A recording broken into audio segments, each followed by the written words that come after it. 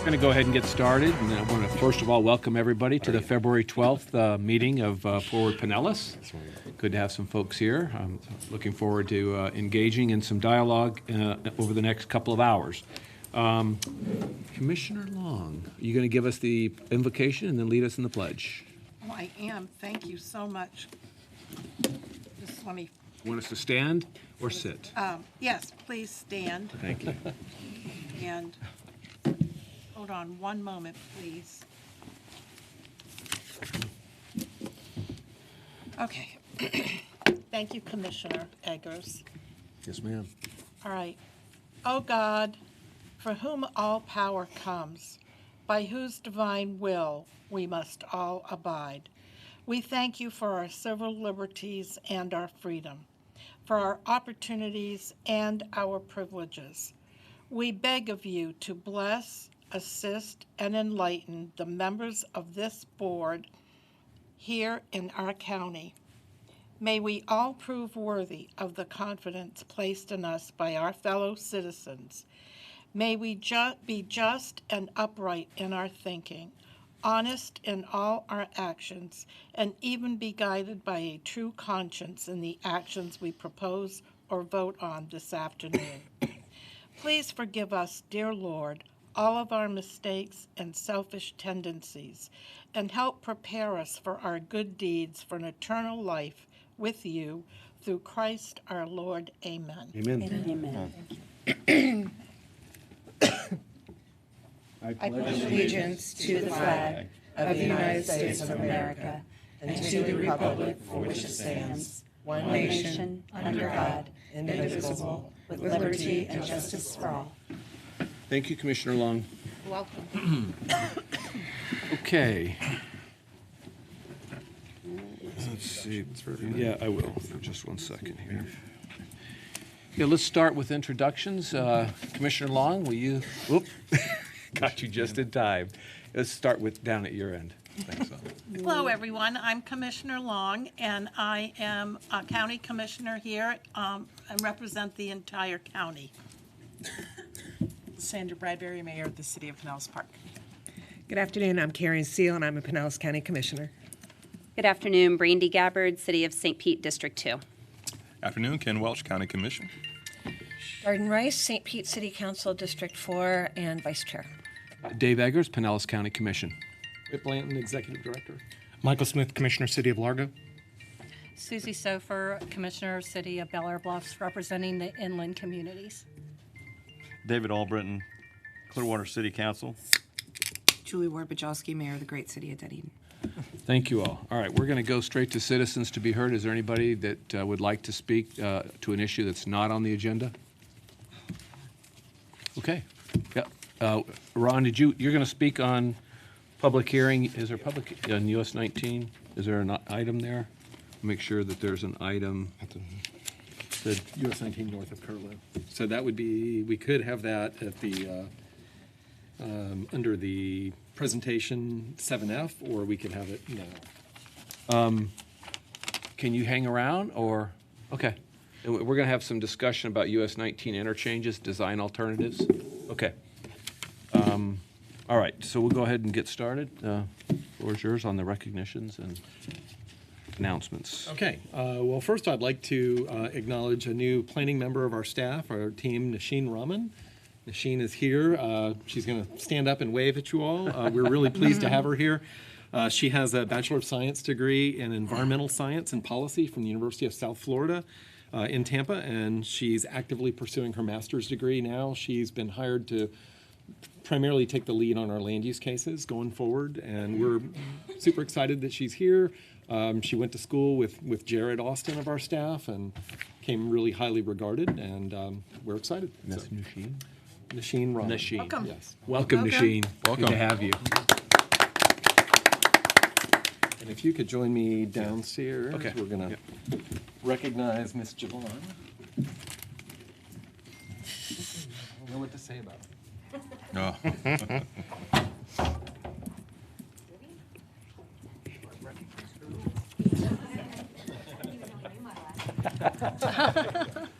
affectionately known as Tina.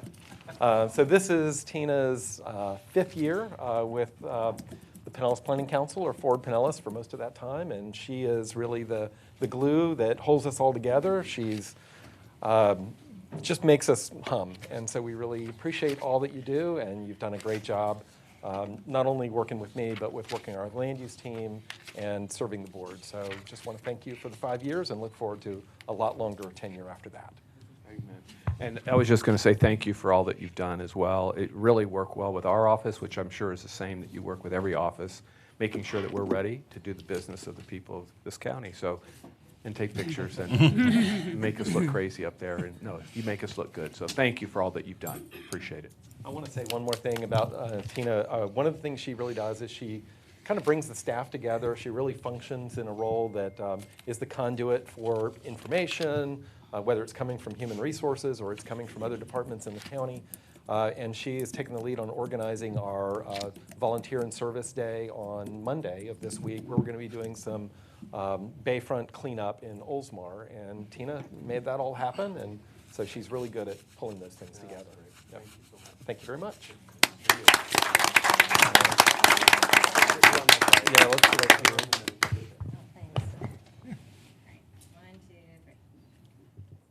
All right.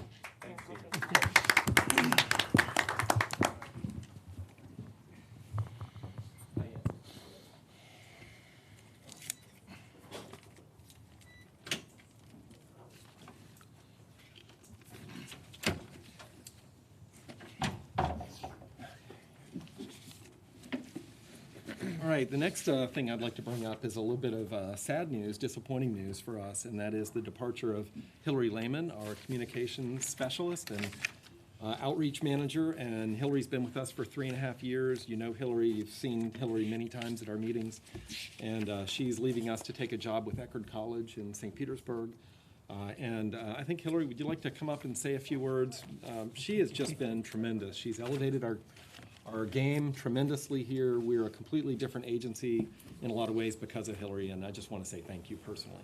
Well, I wanted to take this opportunity to thank you all. It's been a real pleasure working for Ford Pinellas and with some of you personally.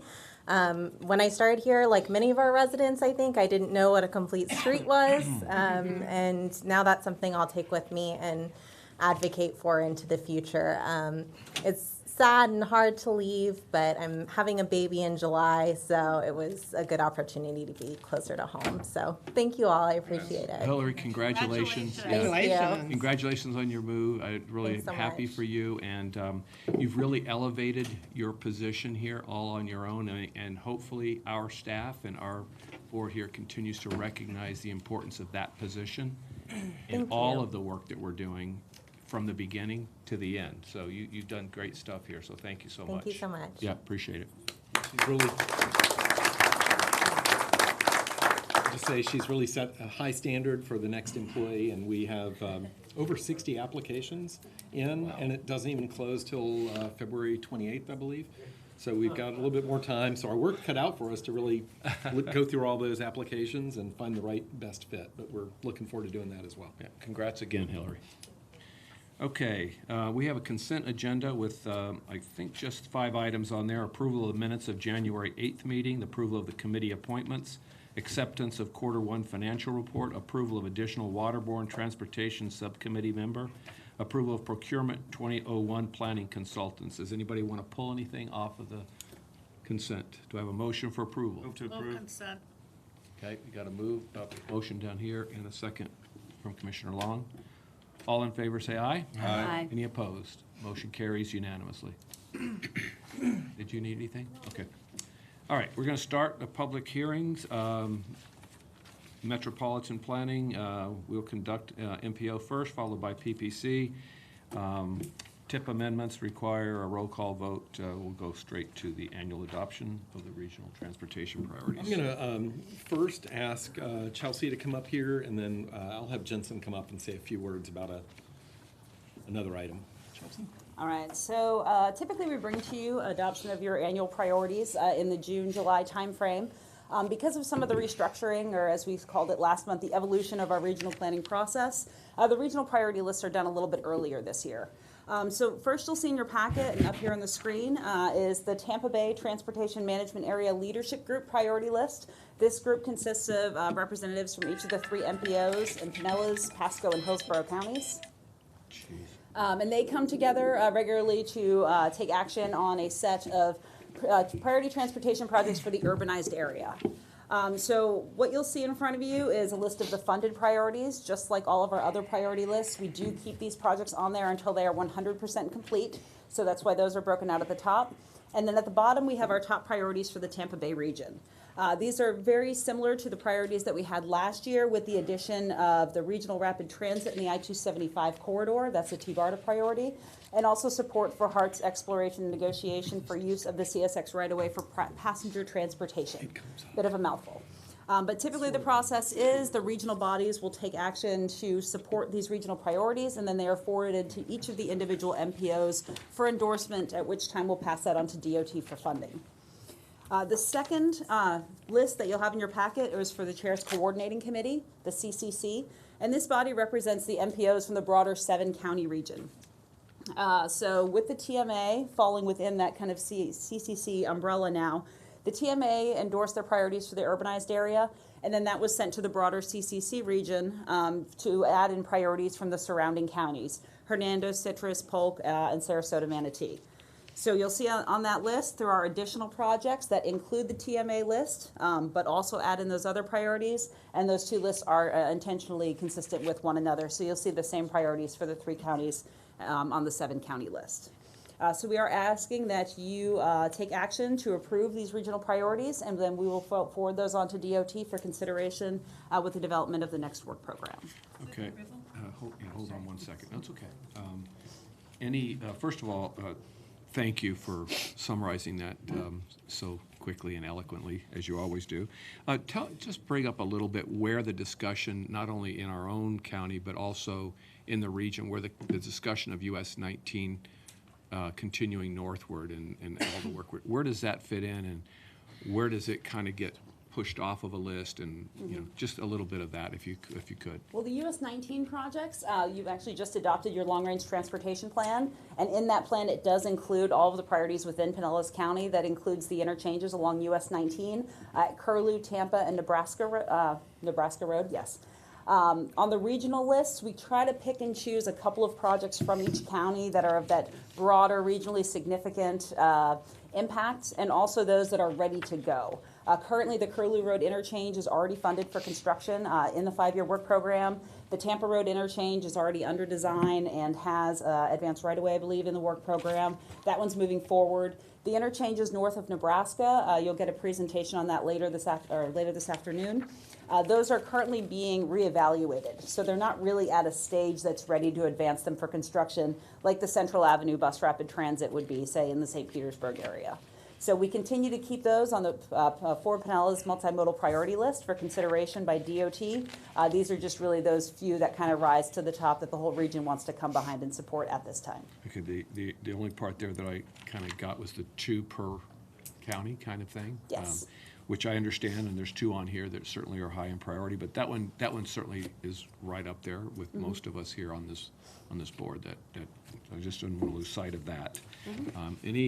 Yes, Commissioner. In the attachment for today's agenda, it does say that the planned interchanges okay,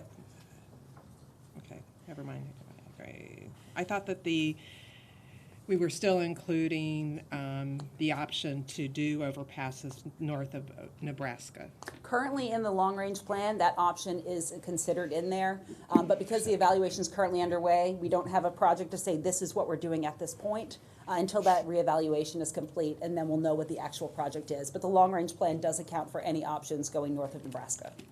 Except Tarpon, it doesn't include Keystone. Correct. Tarpon Avenue is definitely off, I believe. Correct. Yeah, Tarpon I know is not that's in the only long-range one. plan. And we've said we would add that back in based on this analysis if that's what we felt was the best solution. And you'll hear some of that today.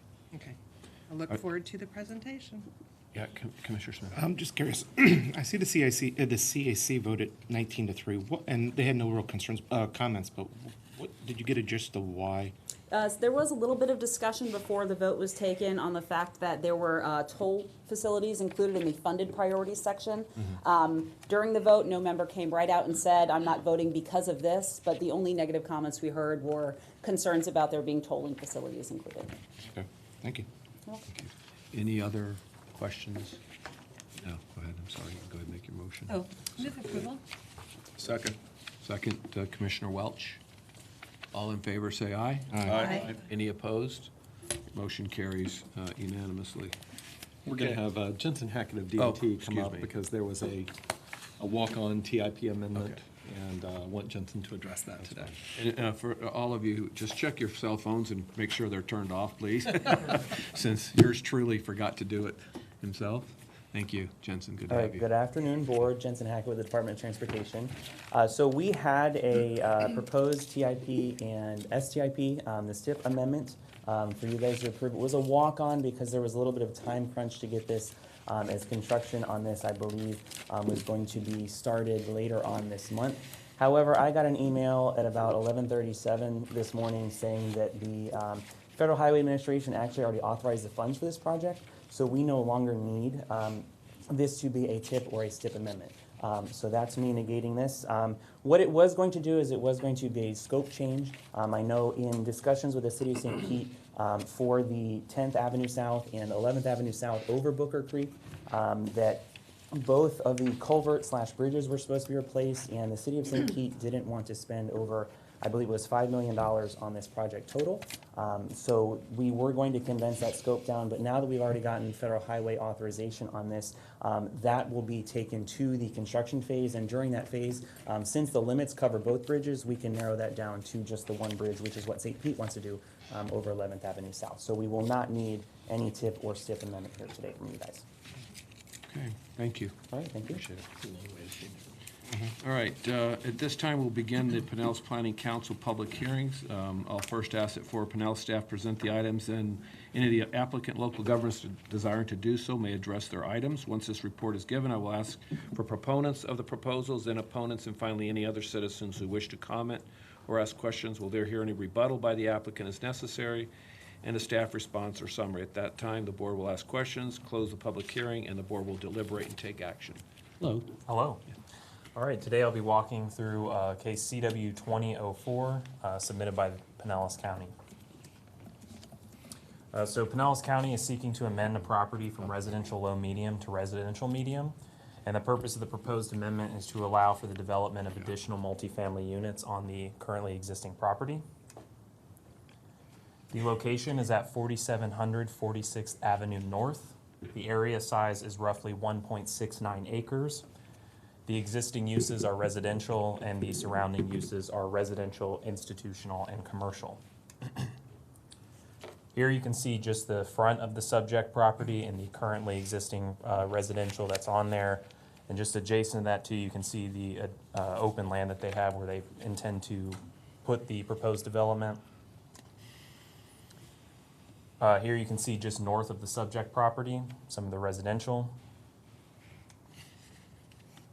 And this is just some more residential to the far east of the subject property.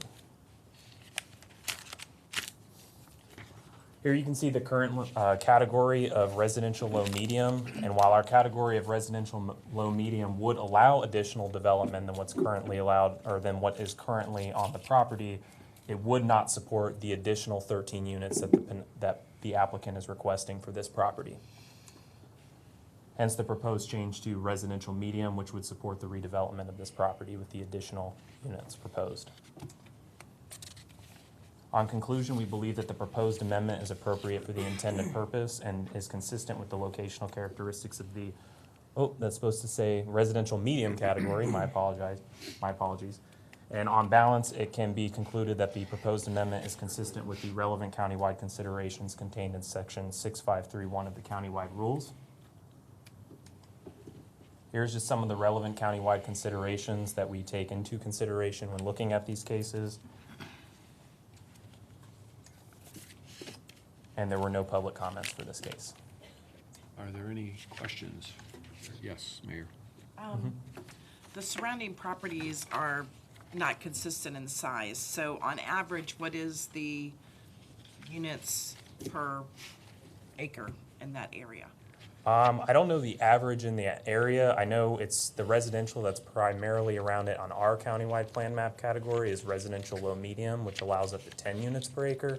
I'm not sure if the county is here, happens to know. Not offhand, yeah. Because it seems like this is trying to be a lot more dense than its surrounding area. 10 versus what was Currently it has 12 units per acre on the property, and they're looking to increase to an additional 13 units per acre under the residential medium category.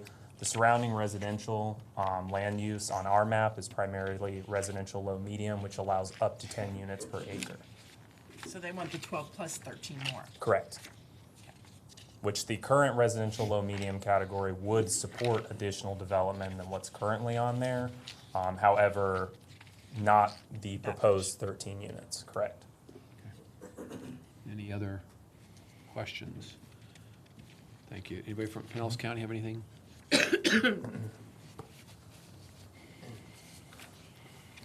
Good afternoon, Michael Schoderbach, Pinellas County Planning Department. The request on our map, it's 7.5 units per acre.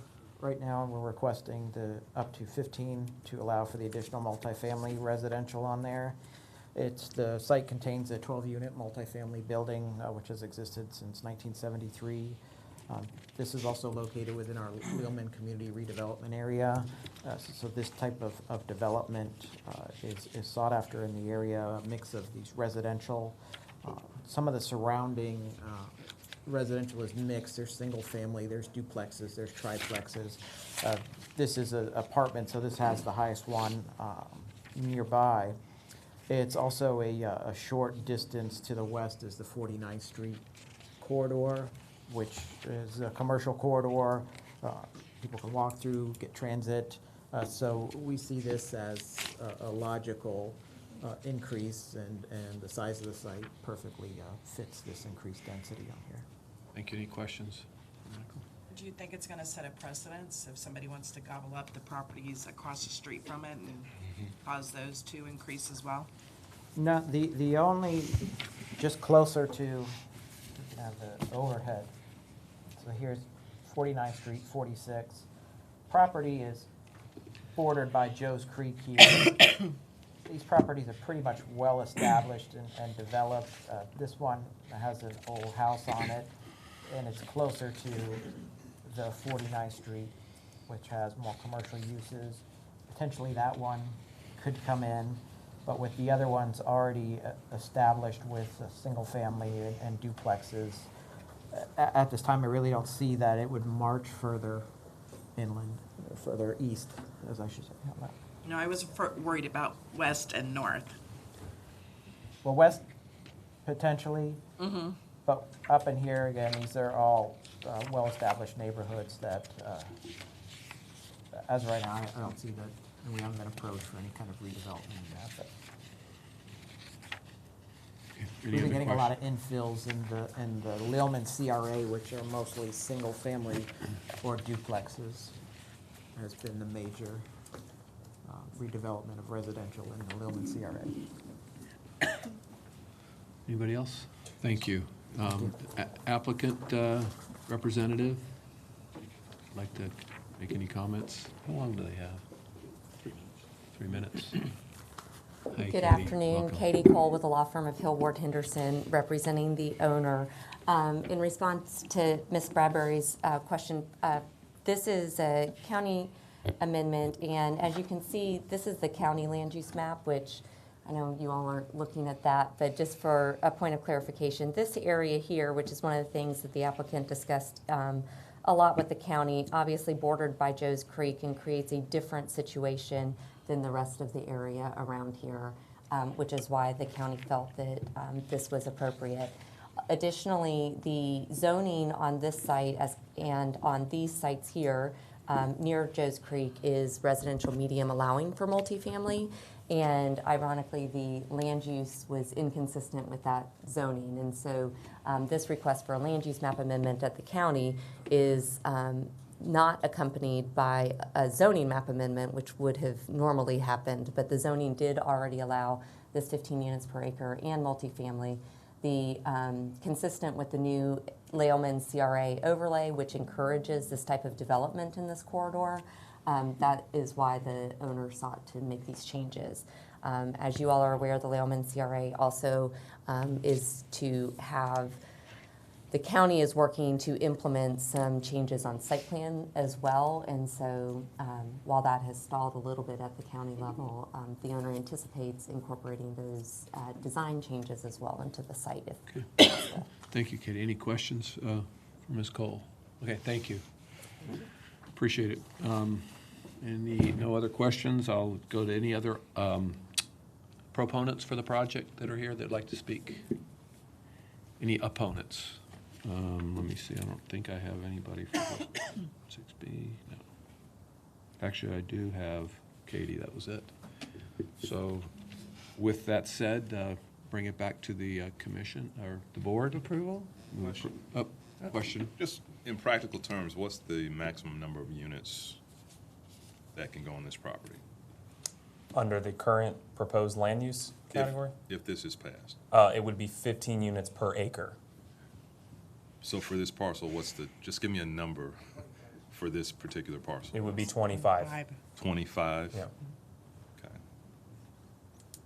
Thank you, Mr. Chairman. Okay. Board members, if I could also point out that we do have a planned trail project in the Joe's Creek Greenway corridor. Don't have funding for construction yet, but that would be an important multimodal connection serving this property. Thank you. Commissioner Seal, you were about to make a motion? Made a motion. Okay. A second. Second for Commissioner Sofer. All in favor, say aye. Aye. Any opposed? Motion, nay? Okay. Whatever the total is, less one. Pro, yes, and one against. Okay, motion carries. Thank you. Okay, we're going to move on to presentation and then anything else we might be able to address. And I think Commissioner Long, you're going to start with the PSTA update, or activities report.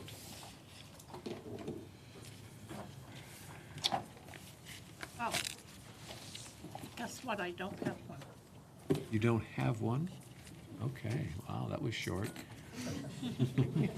Commissioner Seal, you have the T-BARTA update. I do. We met in Manatee County in January, and we want to thank FDOT because they have agreed to give us a 2-year lease at their Center Point building for no dollars. So this will save T-BARTA almost $102,000 annually. We also adopted a resolution that T-BARTA will cooperate with regional stakeholders such as Hillsborough County Aviation Authority in their efforts to bring air taxis to the Tampa Bay region. We had a legislative update, and we've asked for $1.5 million in funding for T-BARTA operations, and there were some other matters to do with voting electronically and so on, but we had a pretty robust and good discussion about that. We had an Envision 2030 workshop in November, and the highlights of that is focus on commuters and premium transit services and increased coordination with member governments, lead regional transit planning for the 5-county area, and expand planning responsibilities as T-BARTA's role in operations expands. Contract regional transit operations to public or private providers, provide regional TD services if needed, and establish standards for regional service. So that was pretty important because that means that T-BARTA is not going to get into the operations business. Yeah. Yes. Identify dedicated and sustainable funding sources and become a designated recipient for federal funding, which we're in process, and better define value provided to each member county. And finally, pursue seamless regional travel with a unified regional transit brand, utilizing co-branding in the near term and establishing interlocal agreements. Our next meeting is February 21st at the PSTA building. Any questions for Commissioner Seal? Mr. Chair, No, too late. I No. know. I'm kidding. Okay, yes, Commissioner Long. Well, first of all, my PSTA agenda was paper-clipped, my agenda for Forward Pinellas. I now have it. So you want to give one now? Yes, but first I want to add on to Commissioner Seal's Go ahead, report. Commissioner Long. So you all are aware, because I was nominated by the chair at T-BARTA to host a regional transportation summit, and we have put together an outline. Did we send you the outline yet? You did. You provided Okay. it. With a steering committee that's been formed, as well as stakeholder groups that will be part of the summit. And we have identified that we will have it at the Marriott Waterside in Tampa on August 27th and 28th. So of course, you'll all be invited, and hopefully we'll all participate in some manner, shape, or form. Now, may I give my PSTA Yes, you can. report? I apologize. I was so excited, there was no report. Now, I'm kidding, I'm kidding. Okay. You're on the edge, man. I know. Well, she said it with such Don't conviction. forget, I still sit next to you. PSTA began its January meeting by introducing the board to a new program started by Risk Coordinator Andy Rodriguez, which is designed to recognize and combat human trafficking, called the Eyes of the City. Florida ranks as the third highest state in the nation for human trafficking, with Pinellas County being a major problem area. Operators have been trained to identify domestic violence victims, child abuse, neglect, and now human trafficking. PSTA has received very good, positive media coverage, as well as a Federal Transit Administration grant to continue training our operators to be a community asset as eyes of the city. The County Beach Access Construction Contract has been awarded for the County Beach Access Park Station as part of an early phase of the Central Avenue BRT project, so we are moving forward with that, which will be the beginning of the 41-mile plan to tie our region together.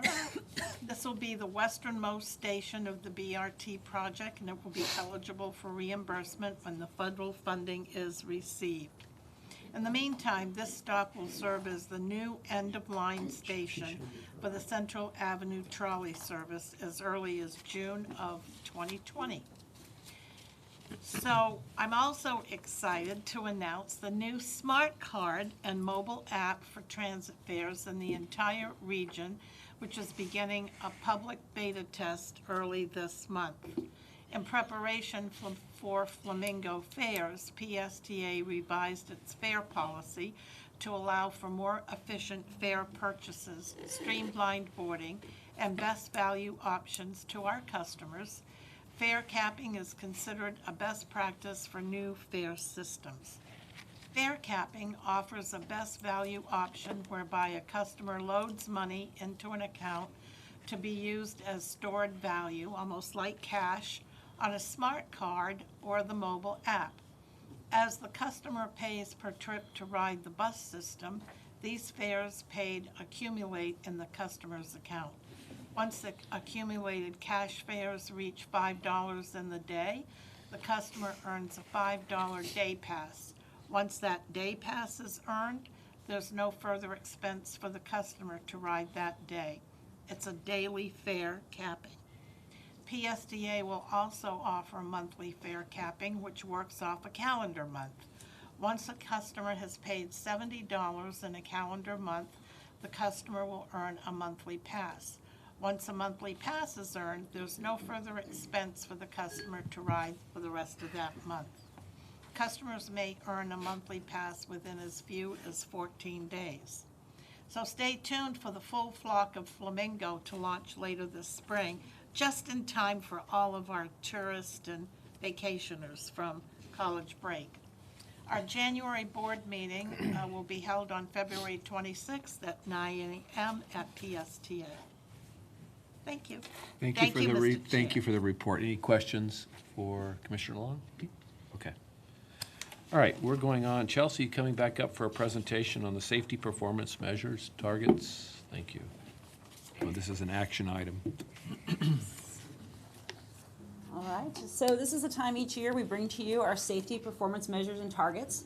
In front of you, you'll see those are the 5 measures that we are required to report on.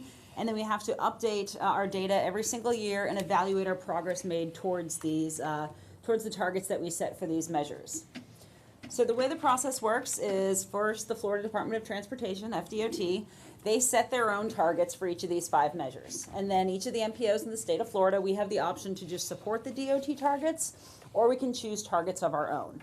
So in August of last year, DOT declared that their target for each one of these measures is going to be 0, much as just like they've done for the last several years. Our board has taken a different stance, and we agreed a few years ago to set targets that were a little bit more attainable and practical. So I'm going to bring to you today the data on each of these different measures and show you what progress we're making towards them. So these measures, we don't look at them as an individual year by year. We look at them as 5-year rolling averages. And this normalizes numbers a little bit and gives us a little bit better of a picture of how we're doing, because some years you might have a really good year or a really far outlier in the negative direction. So that's why we look at the 5-year averages. So what you'll see in the green column right there in the middle, the percent change from 13 to the 17 average, that's looking at the numbers that we reported this year or last year versus this year. So you'll see our average annual fatalities increased by about 6% for those 2 5-year rolling averages. The last column on the right is the change from the 09 to 13 average. So looking out over that 5-year period, the average annual fatalities actually went up about 15%. And so on down. And I'm going to walk through each of these with you on an individual screen. If I go the other way. All right, so these are the average annual fatalities, and you can see the trend line there. And then 116.8, that's the most recent 5-year rolling average. That's 2014 to 2018. We do have a 1-year lag in the data that we get from the state on that. So you'll see we've been slowly trending up with a 6% increase from the last reporting year. But when it comes to average annual serious injuries, we've actually seen a steady downward trend. So about a 4% decrease from the last reporting year. Our average annual fatality rates per 100 million vehicle miles traveled, that went up to about just under 1.4, and that's just under a 5% increase over the last year. And then serious injury rates per vehicle miles traveled, of course, because our serious injuries have been going down, our rates are going down as well, so you'll see that steady decline on that chart there, reflecting a 6% decrease over the last year. And then our average annual pedestrian and bicyclist fatalities and serious injuries, this is the one that kind of combines those 2 modes with the injuries and the fatalities.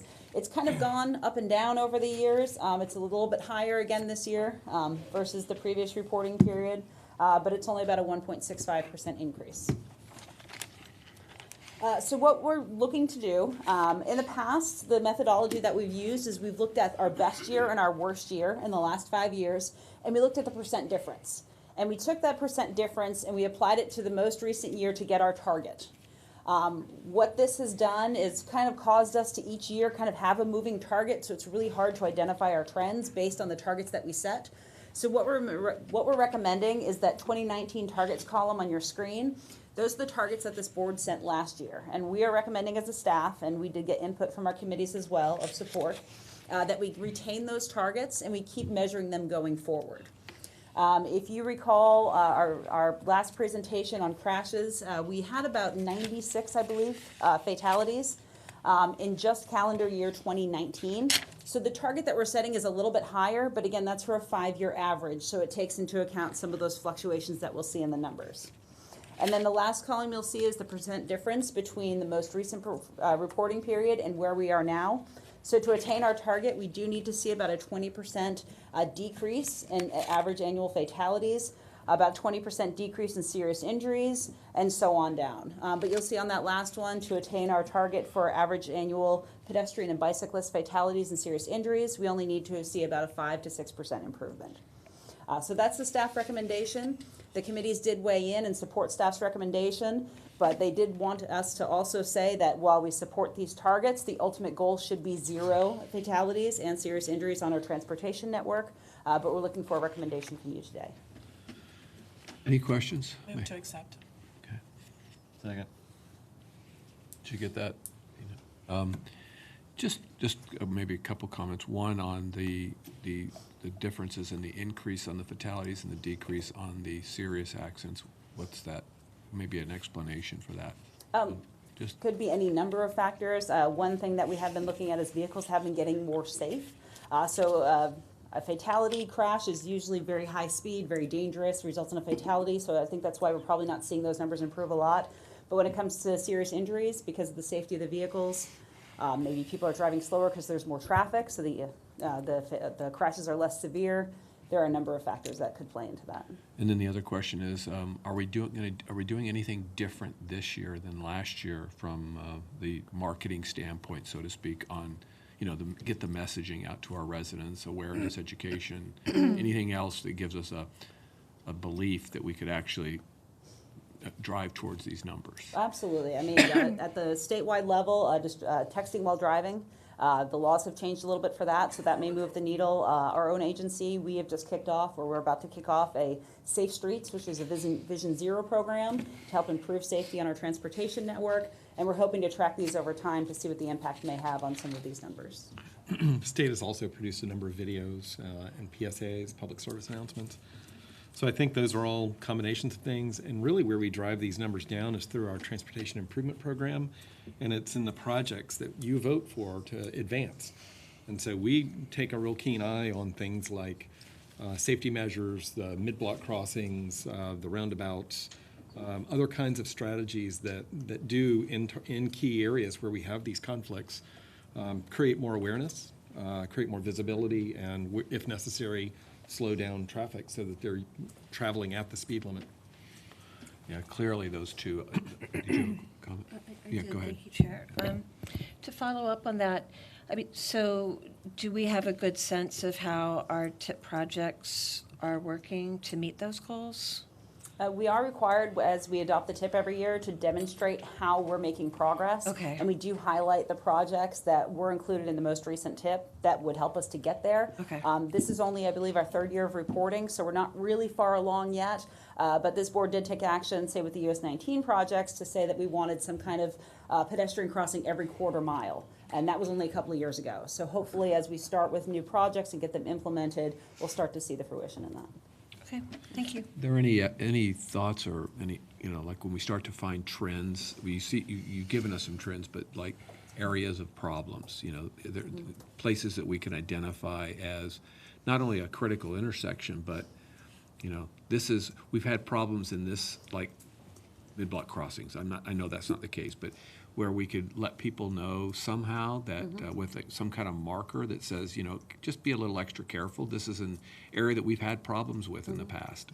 I don't think residents, connect dots on that basis as much. I mean, we have all this knowledge, but getting it to people so that they actually adjust behavior because they know that a right turn on red is an issue.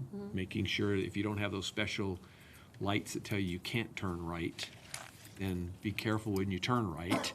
These are the problem areas. This is a major problem area. So those kinds of things exist, or yes, okay. Yes. And every year we do bring to you a trends and conditions report where we kind of do a much deeper dive into the crash data, and we try to identify some trends and hot spots.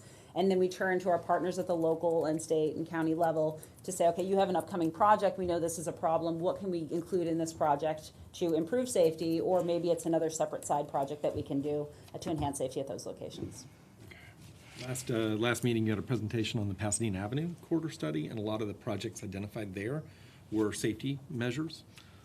So we had the Alt 19 study. So as these come forward, that's really been our focus. And then we continue to fund the Complete Streets program.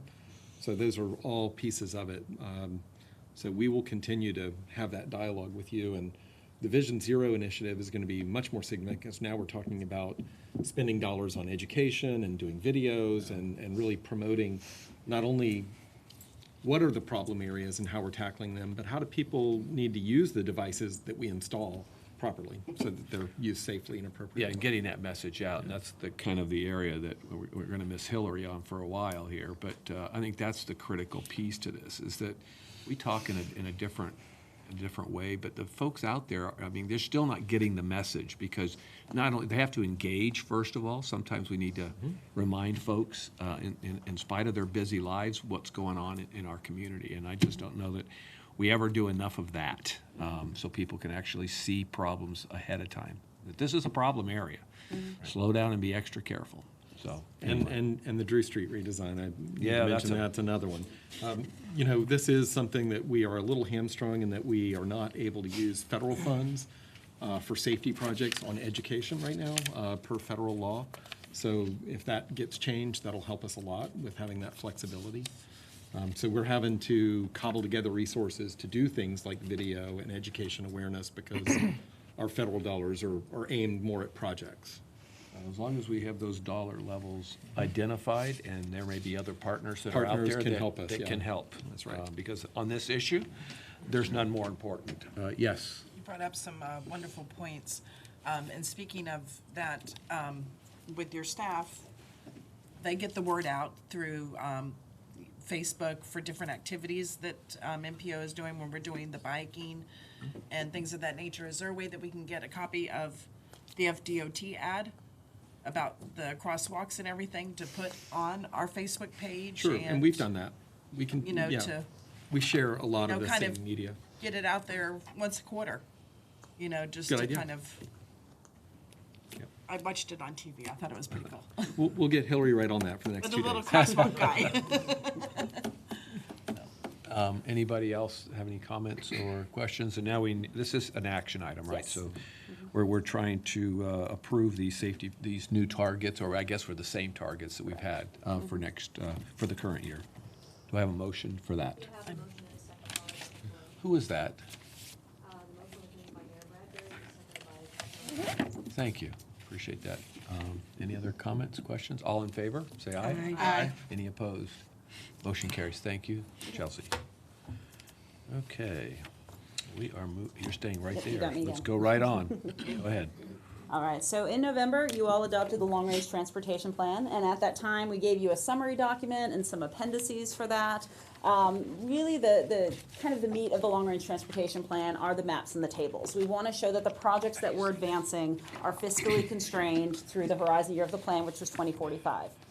Once we get through that, we do have 90 days to finish final documentation of the plan and get that documentation to the Florida Department of Transportation and up to Federal Highway. That 90 days expired today, so you do have a draft of the final documentation of the long-range plan in front of you. And this is also posted on our website as of about just a couple hours ago. So we wanted to make sure that we presented this with you today. The documentation really just kind of gives a lot more information on how we got to that final plan, a lot of the public involvement that got us to the point where we knew that we didn't want to commit all of our funding sources to just widening highways. A lot of the technical analysis that went into projecting our future growth in population and employment and also in travel demand on our regional network. So all that documentation is included in a concise, I think, 200 pages. And then there are a series of about, I think, between 8 and 12 appendices that include additional supporting documentation. So as you're flipping through, if you want to read more about, say, the active transportation plan or environmental mitigation strategies that we considered while developing this plan, all of that information is available to you there. So we're presenting it today. It does not need to be adopted, but we are just asking that you accept it as the final documentation, and then we'll send it with our FDOT partners to then transmit further and beyond. Any questions for Chelsea? I have a comment, Mr. Chairman. And this is very well done. We've already voted on the cost feasible part of this, right? And I guess I've been around Commissioner Seal too long because I'm keeping all my old stuff. And my thought was to not vote for this because I really want to make a statement, but so much good work has been done on this. I do want to support this. But I want to just make a statement, and I want to read something to you, a letter that I received. And it says, I, along with members of the City Council, was shocked in the newspaper, to read in the newspaper that Pinellas County is considering to further delay the needed transportation improvements on 22nd Avenue South, Gulfport Boulevard, from 34th Street to 58th Street South. This 4-lane undivided roadway must be improved for the safety of motorists and pedestrians who utilize it. Then they go on to say the TIP included this project in the Pinellas County 6-year work program. It goes on to say this project has been delayed in each of the subsequent 6-year programs, which Pinellas County prepares, and now we're being informed that it is again scheduled to be delayed. This letter is from 2001. 2001, from Mayor Yakes, and we still haven't funded the project. Right. And I know this is a county-wide view, a lot of good projects county-wide, but as I see this slated for 2026, we'll be a year away from asking for penny 5. And this was a penny 1 promise that still has not been fulfilled. It's not For a whole lot of reasons, and I get it, recession and other things. But that roadway's still the same way. There's still no sidewalk on the north side by Thurgood Marshall, and I traverse that every day. And so I just, in the strongest terms, wanted to say that project, in my view, is a promise that needs to be fulfilled. And I'm not comfortable with the 2026. I'm looking at you, but I'm not pointing at you. I just want the board to understand this is a priority that we need to fulfill. And it's been out there. This letter's from 2001. It was in the tip in 93 through 98. And it still hasn't been done. I actually attended a public workshop at Thurgood Marshall where we saw what it would look like. The public came in and looked at it. My daughter was born in '02, attended Thurgood Marshall, and now she's going to college next year, and it still hasn't even been started.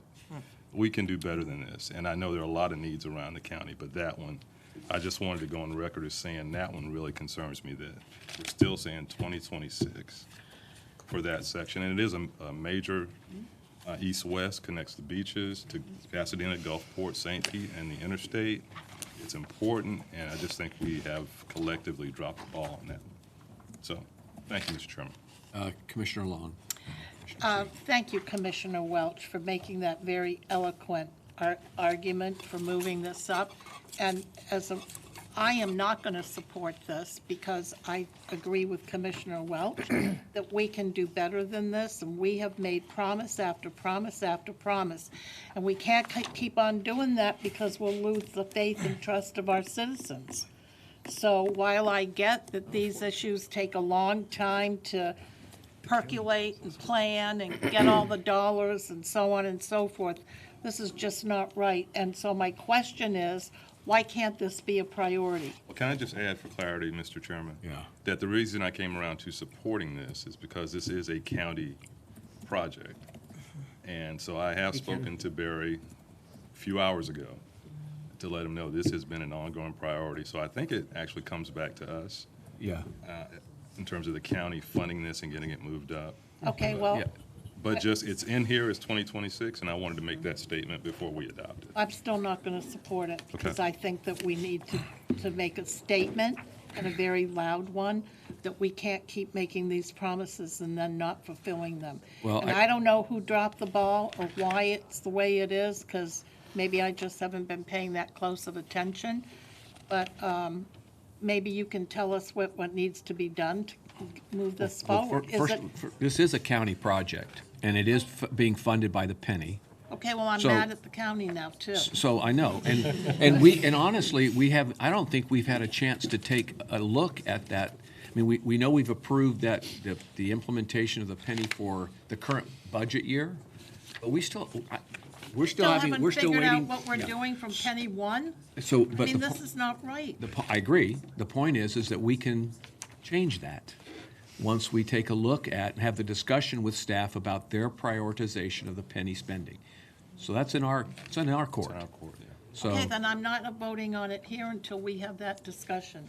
So, well, that's fine. I just want to make sure that folks understand it's really it's going to be in our lap here soon to have that discussion, because we really haven't gotten into the staff's proposed penny prioritization package that they've given us. And we have a lot of conversation still to do on that, in my opinion. Mr. Chairman, if I can just Yes. add. So a little bit of clarification about this. Thank you for that discussion, and Commissioner Welch, we share your concern as well at Fort Pinellas. This has been a project that we've wanted to see happen too. We recognize the need. You, at your November meeting, approved this cost feasible plan with those projects in that priority order.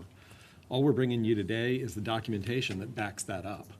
And it doesn't change the vote that you made to adopt the plan back in November. So just to be clear, we had the same issue in November where this is a longstanding legacy project along with 62nd Avenue in Pinellas Park that have been on the party list for decades. 35 years, Yeah, thank you. and these are projects I was just learning how to drive when that thing got asked for. Right, and our job here at Ford Pinellas is to primarily prioritize projects with state and federal funds. And we then look to the local governments to tell us what are their priorities with their local funds. And so I feel a little hamstrung here at Ford Pinellas. We're reporting what we are being told by county staff. And I don't really have the ability to dictate their CIP to them. So, Yeah, did I say that right? Yeah, you did. Commissioner Steele, you had your hand up. Well, to add to Whit's comments, the other one that's been in the original penny was Belcher Road at State Road 60. And that has been one of our highest crash intersections in Pinellas County. So Commissioner Welch knows that I support him on 22nd Street. I support you on 62nd, but we need to get Belcher Road fixed as well. We promised the voters way back when it was actually a larger project, and now it's become much more compact. And so we need to get that done.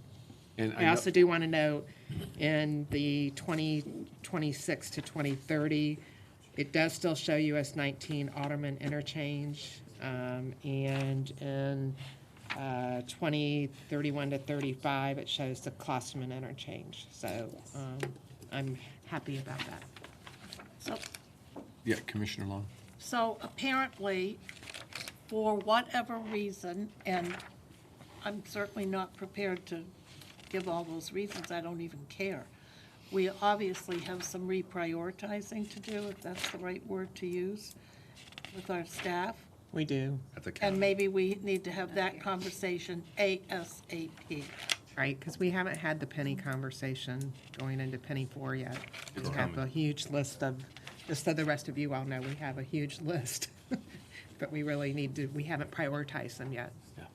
The only one that's is touched us this year, right? Right. That started in January, so, yeah, we got some work to do. One thing that we can do at Ford Pinellas, and we can work with the county on this, is we can be a conduit for a partnership using Transportation Regional Incentive Program funds, County Incentive Grant Program funds, whatever, with FDOT to help bring in some other dollars if that's what's needed to close the financial gap on some of these projects that have been languishing. State Road 60 in Gulf and Belcher, for instance, would be one where I would think state participation could be anticipated if we make the right pitch. Maybe not so much on 22nd Avenue South, but those are things that we're hearing from you now. We meet monthly with the county staff on these issues. I know that they are planning a workshop on several transportation projects, I think in April, if I'm not mistaken, on What I hear. like the Causeway Bridge and things like that. So maybe that's an opportunity to have that conversation in more depth. But I do appreciate your feedback. I would just ask for you to please support the acceptance of the long-range plan documentation, because again, we're documenting what we're being told by our partners at the local government, and we will certainly register your concerns about these projects not being advanced as quickly as they should be. Yeah, well, I look forward to the conversations at the county level, and the east-west corridor in the northernmost part of the county, Keystone, was redone, and it's incredible what a commitment to doing things the right way makes, east-west traffic flow. So this is in a different different location, but still the same issues that we're talking about, trying to move people safely through our in an east-west direction. So anyway, look forward to that conversation, and thank you for your thoughts. Yeah, go ahead. I'd move approval. I second. Okay, any other questions or comments? I have a comment. Yes. Commissioner Johnson. God bless. I just want to thank you guys for all your hard work. I'll support it because I understand there's a distinction between the county and the state and federal roads issues that are in here. So I don't want to ding this because I think we can solve it in a different way. And I'll just throw in there, not that there's been accidents or anything, but when you're looking at that 10-year penny, to please consider Dunedin Causeway Bridge. Thank you. Thank you. Okay. We have a motion and a second. All in favor, say aye. Aye. Aye. Any opposed? No. Motion carries. Thank you. We're moving on to the adoption of our active transportation plan, and Jamie Minsky. There he is. And I'll say this, Jamie was my predecessor on the Winter Park Bicycle and Pedestrian Advisory Board as chair, and I followed him as chair and could not do nearly as good a job as Jamie. Well, welcome. Good to have Thank you here. you. Well, good afternoon. I'm Jamie Kerminsky from HDR. I'm here to talk about the active transportation plan. So active transportation is important to promote in our communities for a number of reasons. When we talk about health, when we talk about safety, when we talk about sustainability and the economic vitality of our communities. This plan really was an update of the previous bicycle pedestrian plan from 2013 and focused on really trying to bring more connections to allow people to move actively and to make trips for utilitarian and recreational purposes safely and efficiently. The vision statement for the plan is Pinellas County will have a safe, connected, and comfortable active transportation network which is community fostered and in harmony with all travel modes and that advances an efficient, productive, and healthy mobility system for all users. The plan covered basically 5 primary elements, starting with development of that vision statement, goals and objectives and performance measures, looking at the existing conditions of the system, delving into the safety of the network, and then looking at that network and the connectivity, and then finally project prioritization and development of concepts. Getting stakeholder feedback was really key as we moved through the process. We worked really closely with the committees, the TCC and the BPAC in particular. We also had an online crowdsourcing map that we were able to get feedback from the public on areas where they thought that improvements were needed. And then we really vetted and followed up with the local governments to let them know, where we thought the priorities were based on the data and get their feedback and concurrence on that. One of the key analysis steps we took was to understand the demand of where walking and biking trips were most likely to happen. And we did this by looking at 3 particular pieces of information. One was proximity to key destinations around the county, and also considering how long people are willing to walk or bike to make those types of trips. Also looking at the density of our population and employment across the county, and then looking at equity. We developed a composite equity score across 7 different socioeconomic indicators that typically show where there's more demand for biking and walking. And so when you overlay all these elements together, you get the heat maps that you see here, one for walking and one for biking, that with the darker areas showing the areas that will have a higher demand for people to walk and bike. Another key element that we looked at in this update was level of traffic stress, and this is a way of really understanding the comfort level for people riding bikes. Traditionally, most bike and ped planning has focused on the people that are more comfortable riding bikes, and we end up with on-street bike lanes. But this plan is really focused on trying to attract a wider audience to be able to ride bikes. And that audience is called interested but concerned. So these people, which make up generally about 50 to 60% of our overall population, they're not going to be comfortable riding a bike unless they're separated from traffic or if they're on a very low volume, low speed road. And so our plan is focused on trying to provide more opportunities for that group of people so that there's more opportunity for them to make a choice and ride or walk.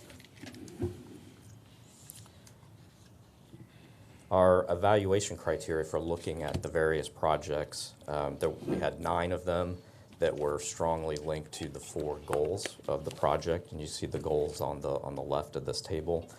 Safety, integrated and connected, accessible and comfortable, and quality of life. So each of the projects was evaluated using those criteria, and I'll also mention that those are very similar criteria to what's used currently with the Transportation Alternatives Program. So when we started looking at individual projects, and you look at the map on the left, this is the overall active transportation vision map, and this is an update of the map that was included in the previous bicycle and pedestrian plan with updates and coordination with the local governments. What we did then is we looked at some of the things I've talked about with the key analysis, looking at connectivity across the network, obviously the stakeholder feedback, and then even geographic equity, where we're trying to spread the projects around and have representation in the north and the central and the south portions of the county. So we started with the initial vision map and looked at kind of those key connections and key corridors, and we had a list of 47 of those, and that's what's shown on the right. And we eventually narrowed that down based on the evaluation criteria to top 10 projects, and again, with some spreading throughout the county. So this is the projects in our north area, which is essentially north of Gulf to Bay Boulevard. You can see the project rankings there. The top ranked project in this area was Sunset Point Road and Main Street, and actually the bulk of the project's not on the corridor, it's on parallel streets, and this one is what you could consider like a demonstration project of a bicycle boulevard. So that's a facility that people would feel more comfortable riding on with some traffic calming improvements, crossing improvements at your major streets, but the intent is for it to be on more of kind of a low speed, low stress network. The number 6 project is the Nebraska Avenue Loop. This is a trail that's going to be on 4 roadways, including Nebraska Avenue. And then project 9 is Oldsmar Trail. It's an extension of the existing trail north to Tampa Road. In the central project area, which is between Gulf to Bay Boulevard and Park Boulevard North, there's 3 projects, and the top one there was our project number 2, 28th Street North, which is primarily a trail and crossing improvements with a small section of Bicycle Boulevard. Project 5 is an east-west connection on 142nd Avenue North and 16th Ave Southwest, which again is primarily trail. And then Project 8 is on San Martin Boulevard, which is a connection that's part of the Pinellas Trail Loop. In the south area, the number 1 project was 18th Avenue South, an extension of the Salt Creek Trail. That project is primarily separated bike lanes, kind of following along with the City of St. Pete's Complete Streets plan. So separated bike lanes are bike lanes that are physically separated from traffic in some manner. It could be where they would be in street and would have some sort of barrier between the bike lane and the vehicle travel lanes, or it could be at the sidewalk level. And that will still be determined as we move forward with the development of these projects. Project 4 was 9th Avenue North, again, a separated bike lanes project. Joe's Creek Greenway was Project 7. That's an extension of that existing greenway system. And then Project 10, 70th Avenue North, which is another trail connection. Hey, Jamie, question. Yes. So you also, I see the rankings. You kind of ranked them just so there was spread throughout the county, because the scores don't indicate that, right? Yes, that's correct. So what we did after we scored the projects was that we basically took the highest scoring project from each of the areas in order. So if you look at them just by score, they're not going to be exactly in order. That's correct. Okay, thank you. So we also looked at overpasses. The trail network here, there are a number of overpasses today, and there's a lot of other places that need overpasses just based on the traffic volumes and the speed and the amount of conflicts that trail users experience. And when we look at the future trail network and completing the Pinellas Trail Loop, there are other places where overpasses are needed as well. So we looked at 12 potential overpass locations, and we used the same evaluation criteria to look at these. And so the top 4 you can see highlighted there, they're all on the Duke Energy Trail at State Road 60, at Roosevelt Boulevard, Carillon, at 4th Street, Gandy Boulevard, and at Drew Street. Any place that we have any kind of sense of cost for these projects? I'll talk about a little bit about Okay. kind of the placeholder for the costs on that coming up. And you're telling me, like, you look at State Road 580, the approximate width there, it says 125 feet. So that is a shorter, you're saying that's a shorter bridge requirement than the one at Tampa Road, which would Yes. be 150 feet? Yes, that's correct. Wow, okay. And those are general. I mean, we would have to, obviously delve into the design a little bit to understand the full connection. So for the project delivery and the funding strategy, as part of the Advantage Pinellas 2045 plan, $86 million was allocated to the active transportation plan. That's split here, as you can see, $62 million for the 10 corridor projects and then $24 million for the overpasses. So at this point, we're assuming it's basically $6 million per overpass, and that's obviously going to vary based on the specific characteristics. There are 4 phases as we move through that 25-year period. Essentially, the first 3 are 5-year increments, and then you've got a 10-year increment on the end. 1 overpass is in each of the phases, and then the projects, there's one corridor project in the first phase, and then 3 in each of the subsequent phases. And as the projects are developed, this will be a task for local governments and FDOT to help with that project development and ultimately the delivery. The impact of these projects, these 10 projects and the overpasses, within a quarter mile of those, you're seeing almost 100,000 population and more than 50,000 jobs. So this is connecting people to their homes and to their places of business. And that really concludes the presentation. Be happy to answer any other questions that you all Could have. we get a copy of the presentation, please? Thank you. Could you send us a copy of this Yes, present? We'll make sure it's available to everybody. Okay, that would be great. Everything, it should be up on the website now, correct? But if you want a hard copy, we'll be happy to provide that. Yeah, my links aren't working. Okay. Anybody have any questions, comments? As you're thinking about questions to ask, I'd like to say one thing. I briefed some of you about this. I'm really pleased that we've now got a plan recommended for approval that has some priorities countywide as opposed to just sort of a mixed bag of projects all over the county. This gives us a very strategic agenda forward in terms of improving connectivity throughout our county, and these are some real gaps that need to be completed. So I'm excited. This is something that we've been trying to push for a few years now, and I think this goes a long way towards having a more complete, connected community. And most of these, I would assume, are county funded? Well, no, I think the $60 million we put in the long-range plan will be a large measure, so it'll be state Okay. and Both. federal All funding. three. Yeah, federal funding primarily. Okay, yes, I have Councilor. a question. Going back to the #1 project in the south area, the 18th Avenue South Salt Creek Trail extension.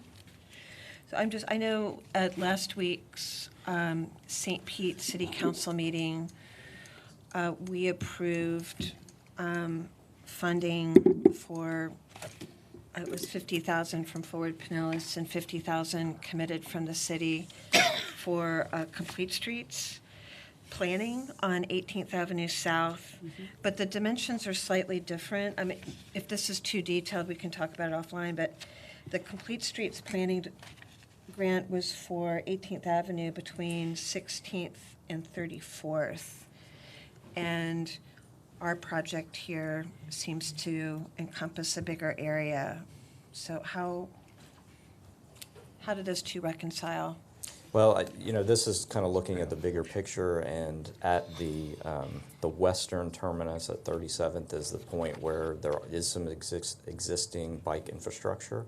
And then we wanted to take that all the way over to where there was a good trail corridor on the eastern side of the county. So, it's a longer project. I understand that the city's kind of focused on smaller piece to focus on Okay. for initial implementation. So we're looking at a bigger project here that's bike ped, and St. Pete is looking at a smaller, like, complete streets. That's right. Right. So presumably, left hand knows what the right hand's doing. so. We do. I think so. Well, and I guess that's the larger point I wanted to make about the 10 strategic projects. The projects that Janie's described are bigger, bolder projects, and we recognize that they probably are smaller projects that comprise the bigger, bolder projects that may be done by a city, or where we may need DOT to help us with it, or it may be the county. And the idea is really to have a corridor completed for these, and that may entail, 5 separate projects to do the corridor. Okay. I have a question on Sunset Point Road, that project from really Alt 19 to the trail. Yes. Is there any update on how we can get a sidewalk built there? It's obviously we've had some trouble getting that added. Is it a right-of-way issue? Is it we have to buy, get property from residents to?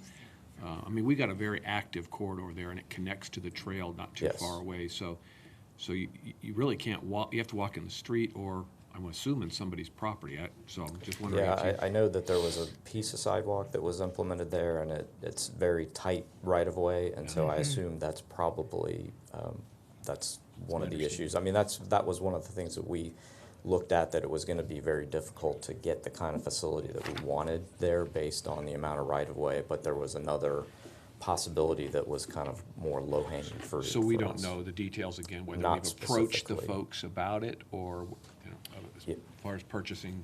Joan, I think Joan Rice is in the audience. Joan, you want to come up and address that? Because that's a really fine-grained detail answer. Good afternoon, Joan Yeah. Rice, Hi, Pinellas Joan. County Public Works. Yes, we already have a project in plan. I think that they're in 60% design right now, and I have seen it, and there will be a wide sidewalk on the north side of the road. They're actually having to shift the road slightly to the south so they can fit the trail, the sidewalk it'll be- between Alt 19 and the Pinellas Trail. Thank you. You're welcome. Appreciate that, John. Great. Thanks. Any other questions? Yeah. Okay. Thank you. So we, I guess, need a motion then to approve. Move approval? Second.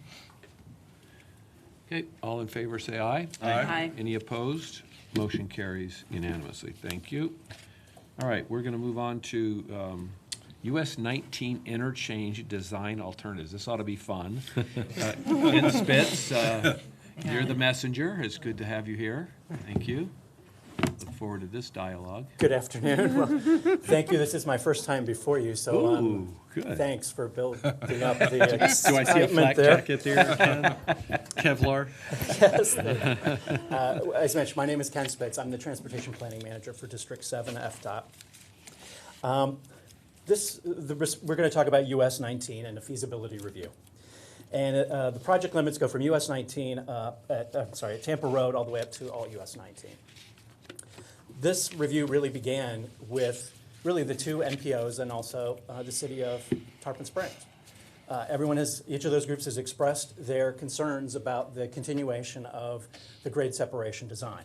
So being the transportation planning manager, and my group looks at long-range projects, we were asked, are there other options to grade separations? And if so, what would those be? First off, also let me say, I hope this is the right version. We did an updated version of the presentation here today, so it might be different from what you have in your packet. That's a result of different comments that we got, not only from the Tech and the Citizens Committee, but also internally. So I hope we all have the same one. So first off, I want to talk a little bit about what is a feasibility review. So this, in effect, is we're trying to find any fatal flaws to see whether or not this is a good option. So we kind of look at this as jumping the hurdles. First one right off the bat was, can any of these designs handle the projected traffic volumes? Then obviously we have to look, will the design fit, assuming it can do the first, will it fit in the existing right-of-way? Can all travel modes be accommodated by those designs?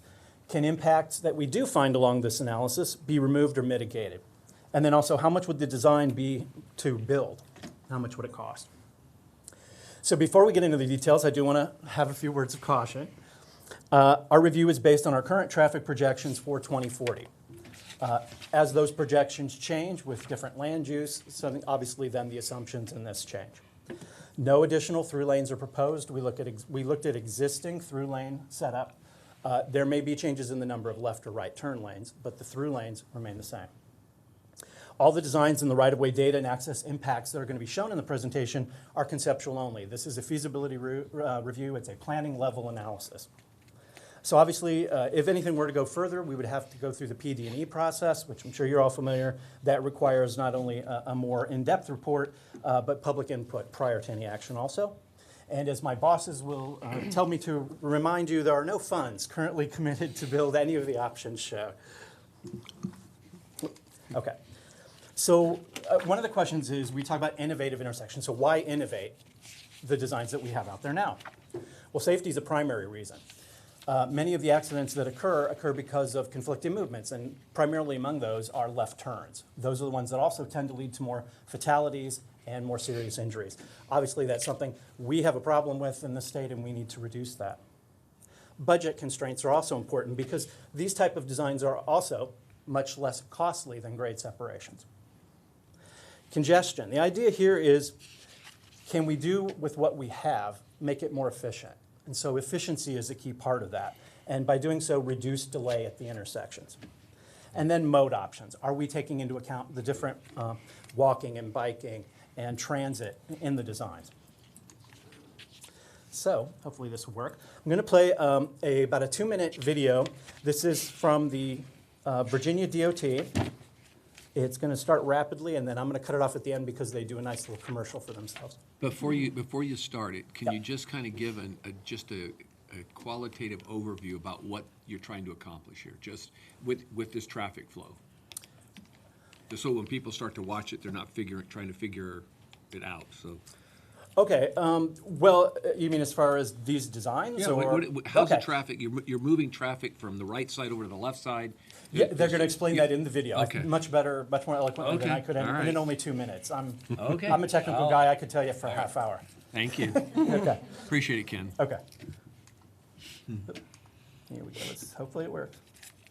Ts can be designed with left turn crossovers on only the major street, as shown here, or on both the major street and side street.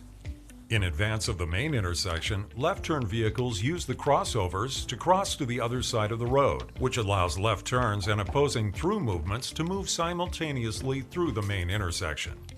DLTs are designed to accommodate all roadway users, including larger vehicles such as school buses, emergency vehicles, and trucks, as well as pedestrians and cyclists.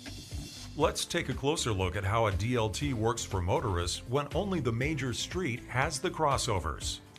On the side street, motorists turn left, continue straight, and turn right, just like at a conventional intersection. From the major street, motorists continue straight and turn right at the main intersection, like at a conventional intersection. To turn left, motorists cross to the opposite side of the street at a signalized crossover and then proceed to the main intersection to complete the left turn. Pedestrians and cyclists can also navigate a DLT. Pedestrians use marked crosswalks to safely cross the intersections. Cyclists have the choice to either navigate the intersections using crosswalks and pedestrian paths, or if they're more comfortable, cyclists can follow the same paths as vehicles. There are several benefits of a DLT design, such as improved safety. DLTs reduce and spread out the number of points where vehicles cross paths, which decreases the potential for crashes. Increased efficiency. At a DLT, left turns and opposing through movements can move at the same time through the main intersection. This means a DLT operates with fewer traffic signal phases and less delay. Better synchronization.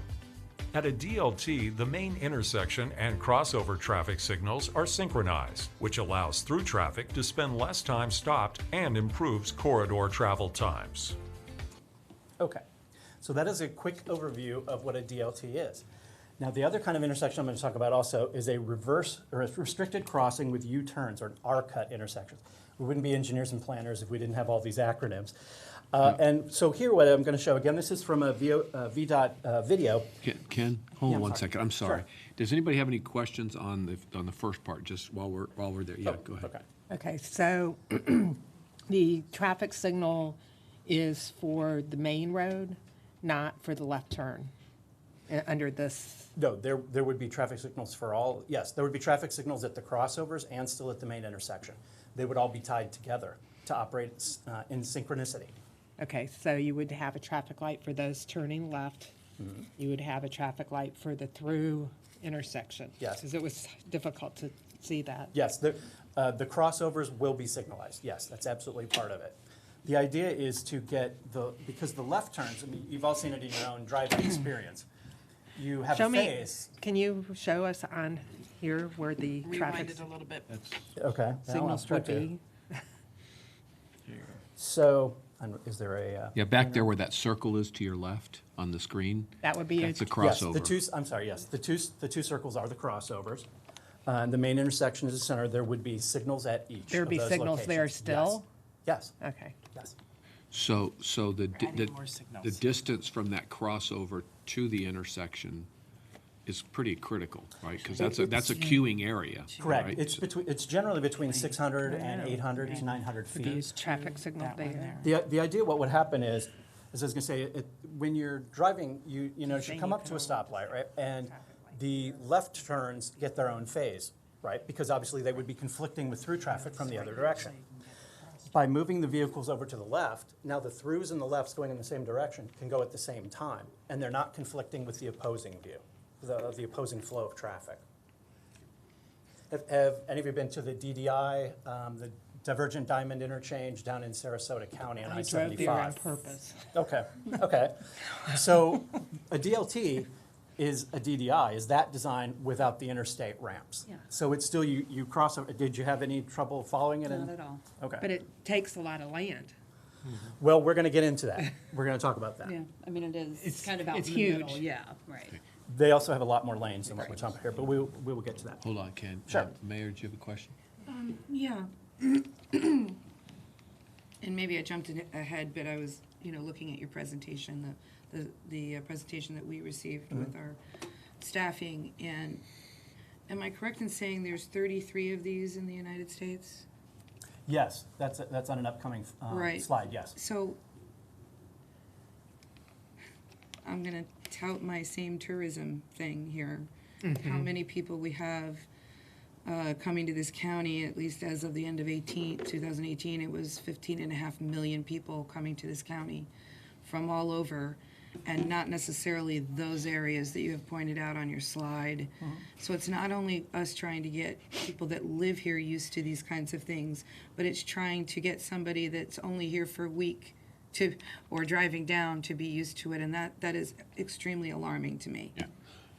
And we'll have more time for that conversation in a minute. I just really wanted to see if there was any questions on the mechanical process on that before we move on to the next exciting presentation. And I'll just, if I'm going fast, by all means, stop No, me. yeah, that's good. Yeah, I knew we're- I was last, and Yeah. I also don't want to take up a lot of your time, but I do want to answer your we'll question. just keep going. We'll Okay. stop you. Okay. So let me talk a little bit about a restricted crossing with U-turn and R-cut design. So what happens with this is what we call the side road or the minor road, in this case the non-restricted, or the restricted mode. You want to have, again, we're trying to minimize the conflicts with left turns.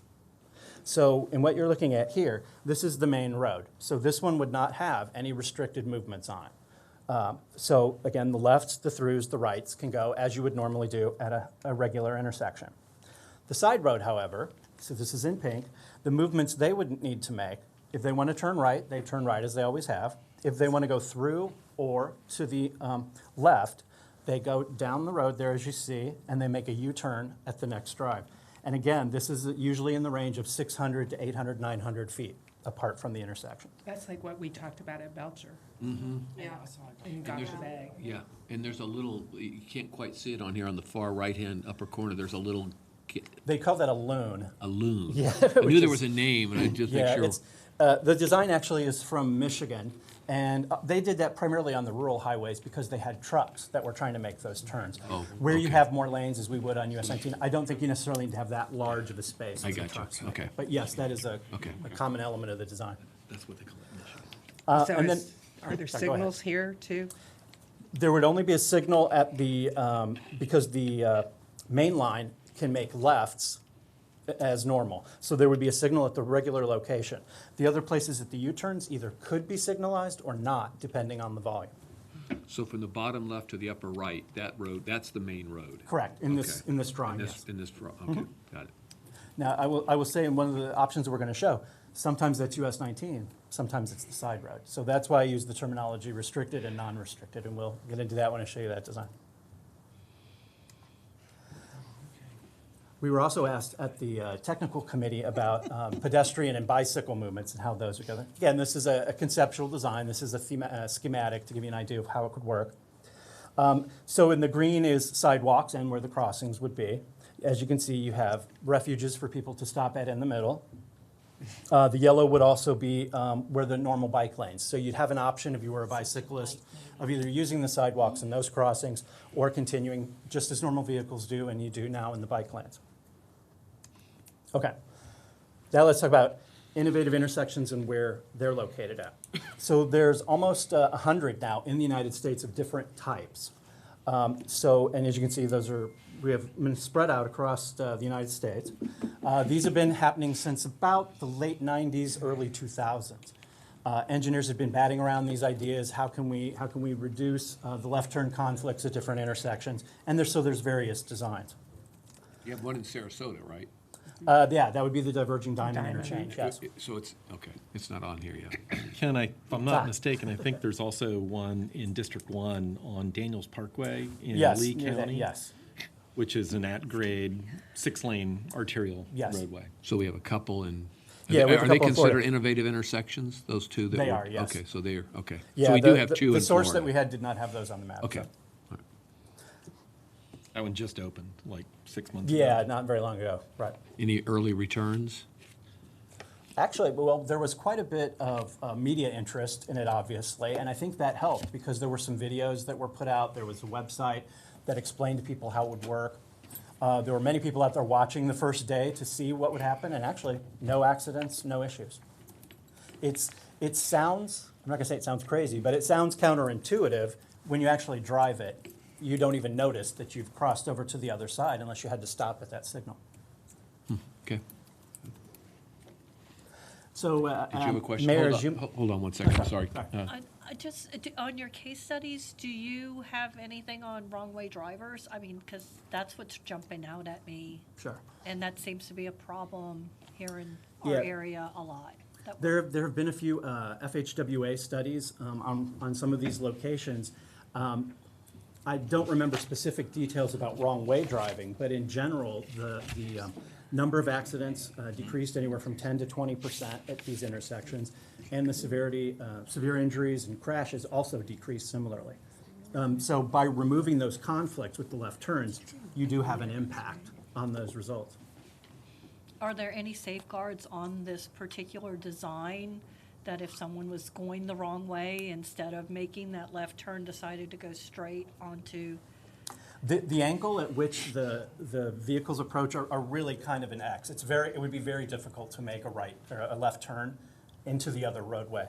But again, this is a planning level, so we haven't gone into deep dive on the design. But I'm not aware from the other state DOTs, which we'll talk about in a minute, that they've had any issues with that. Okay, thank you. Yeah, so when you start going through that intersection, you're turning left to do it, you don't take a right too early and go up the wrong way. But you see where Yeah, I know, I can see where that I can understand.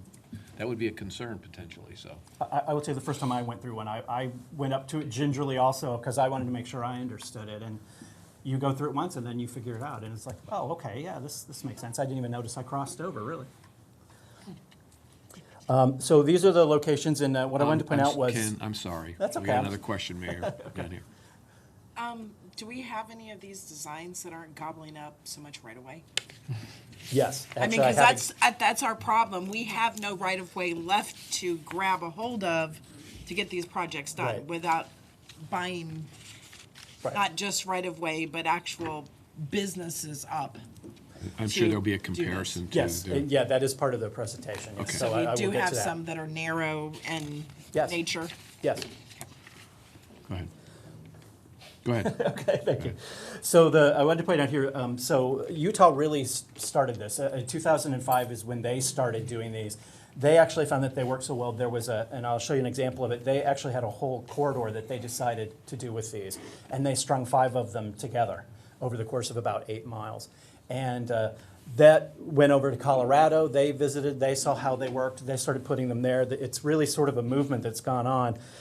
These other states that I've shown here, the ones, they're all where DOTs are now promoting these kind of designs and building them. They're in current design, and some of them are existing.